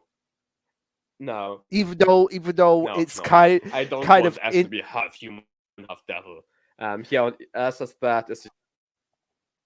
like my theory about it all was Could the you fact repeat that. yourself? Pardon? Hello? Could you repeat yourself? It was kind of laggy on my side. Oh yeah, can you hear me? Yes, I can hear you. Yeah. So my theory about what's going on here is that Asta is the son of Astarova, who impregnated Asta's mother, and that's how she got her whole ability of draining magic or draining life from others. This is the thing. I don't want Asta to becoming like I'm the show. I don't want to see him become an Ichigo. So you don't want it to be half devil. Yeah, I just want him to be purely human. But there's got to be something going on here, because why else would Tabata give such an obvious clue? What's obvious to the names? Yeah, the names like Astarova, Asta. Yeah, but have you seen or read Vinland Saga? No. Every second character has 4 in its name because it's normal for people in the same area to have the same prefixes for names. And he already but that's Finland Saga. This is Black Clover. But Tabata already has shown that he likes European names, European history. Oh, fine, fair enough. But that's like the Norwegians always do this. That the prefixes in the names, like for, the Thorfinn, Thorkill, or just for. That's something, or like yes, Asarova and Asa. I think it's just normal. Okay, fair enough. But what will you do if it turns out that no, he is actually Asta's dad? Then I will punch a hole in my wall. Then I will punch a hole in my wall. Or you'll probably just have an argument with Blazing Boy. Most likely. Yeah. So my question is, again, like the same with My Hero, is like, how long do you think Black Clover's got left? Because we're entering the final arc after the hiatus. How long did the longest arc in Black Clover go? It was the Elf reincarnation, so that was like about 8 chapters. Then I would say it will be about 90 chapters. I'd say... Oh no, we don't need any more build-up because we already have a build-up. As I would say, let's say 40 to 50 chapters, so 1 year. Oh, Blazing Boy's not going to be happy about that. I don't care about the opinions of other people. Look, you should know me. Yeah. I'd say round it up to 100. Like, give it 2 more years. I think we've learned through Chainsaw Man that I'm the better guesser at what point manga ends. Yeah, you are. And I'm going to say 50 chapters because we already have a build-up, so we can skip that but part. Here's the thing. For Boyo, Blazing Boy wants the dwarves to be addressed. I don't think we are getting the dwarves addressed anymore. Okay. I want you to exclusively explain why for Blazing Boy, so that when he looks back on this, he can have a tirade about it. All right. The reason why I don't think the dwarves will be coming on is the same reason why we won't be seeing the other two countries on the continent. It's way too much stuff. And so I think it's like Fairy Tail. We will maybe get a side manga for the time being, where we maybe explore about other countries which are left, and maybe see the dwarves in there. But I think we now have the devils as like the hierarchy and the important figures, and now taking the dwarves, they are not black elves. The ones, the dwarf. I don't think they will take a big role because we don't have much place for them anymore in the story. We would feel like, I've mentioned them, now I have to kind of press them in the story even if I don't want to. Yeah, that is a shame as well. Like there could have been a whole arc dedicated to the dwarfs, but I don't Yeah, think he and has the time. like, do you know about the 100 years quest in fairy tale manga? There's a No. fairy tale manga spin-off after the ending of fairy tale, still from the same Oh manga. yeah. I know about And the sequel manga. yes, Yeah. and I can see something like that for Black Clover, where we are going to see the 2 other countries. Maybe with Okay. maybe with a new character, but in the same world. Okay. Like So a would you 50, say? chapter manga. Would you say? Would you say? It being. Would you say it being drawn by somebody other than Tabata, but Tabata does the writing? I can see that, but I can also see Tabata still write and draw it. I think Okay. Tabata is young and still has energy left, and I don't think he wants to stop making manga. You can see in his the way he draws that he has fun drawing. He has, Yeah. and I think that's why I say I think he will stay in this world, but maybe have a few side characters in another country of which he will build the story around. Okay. I could definitely see is- that happening. This is how I as a mangaka would do it, but I'm not a mangaka, so don't Yeah. quote me on that. Yeah, and to quote you on that as well, to go from my own experience, it's like if I ever decided to go back to the trilogy that I've written and just write a short story, I could definitely see it being about some side characters as well. Yes, we saw that with Oda himself in One Piece, with the Ace manga. Yeah, So kind of like this. so sort of with, like that. with a few side characters or new characters, and in one of the other 2 countries you never explored, and the dwarves will play in the side mangas a role. I think this is a way better choice than to kinda drag them in the main story, which they don't have a place anyway. when really they can't really do anything. And I can't wait to read Blazing Boy's comments and him just being like, no, there is a way that we can have the dwarves. We need the dwarves. We need to talk about my Queen Charmy. Yeah, but this is all I have said because as CDM, I'm doing the same thing. I would have a bigger world. The party doesn't need to see all of the world because who cares for the dwarves? The story is about Esther and Juno becoming wizard kings. You know Let who me finish. Let me finish. So we don't need them in the story for Juno and Esther to achieve their dreams. We don't need them to see one of them become a wizard king. They are irrelevant. So a side story where they have a bigger focus would be way better, so we can explore the culture, the history. So yes, I'm not against them, but I don't want to see them in the main story, but in the spin-off manga. Okay, all right. Yeah, so I guess unless we had anything else to talk, because we really can't talk about like. I guess we could talk about like where do we actually go from here, like with Black Clover. Back to the home country, and I want to know what is the plan with the heart. Why is Lucifer's heart so important? My guess is that it's going to be a case of like all three of the of the devil hosts combined together to get out Lucifer completely 100%. The thing is, we can't forget is a devil can regenerate fully just from his heart. That is something. So I feel like that is the plan. Like they've got the heart, so they might actually be the sacrifice, the ritual sacrifices to resurrect Lucifer completely. And just think about time magic. We know his ability is to steal time, but can he accelerate the time of others? Can he speed the process of healing, regenerating, resurrecting? I feel he can. And this can be a great plot point, like a plan B. Or if maybe he can absorb the energy of Lucifer in himself through the heart. Maybe. But it would be a boring way, to be honest. I wouldn't like that. Okay. All right. That's just a boring and arbor theory. If I can think of something, it's boring. Except for a side story. All right.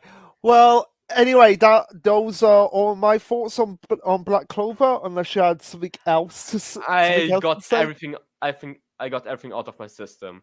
So I feel like that this will be a good time to end the stream. Again, I apologize, everyone. We were hoping to do a lot more of this stream, and maybe next time, because I'd really like to do another one of these streams where we just talk about the series in general. And obviously, we're going to do the One Piece stream. Make that a big spectacle rant modcast. But that'll be once Vex gets better. So mate, hope you get better.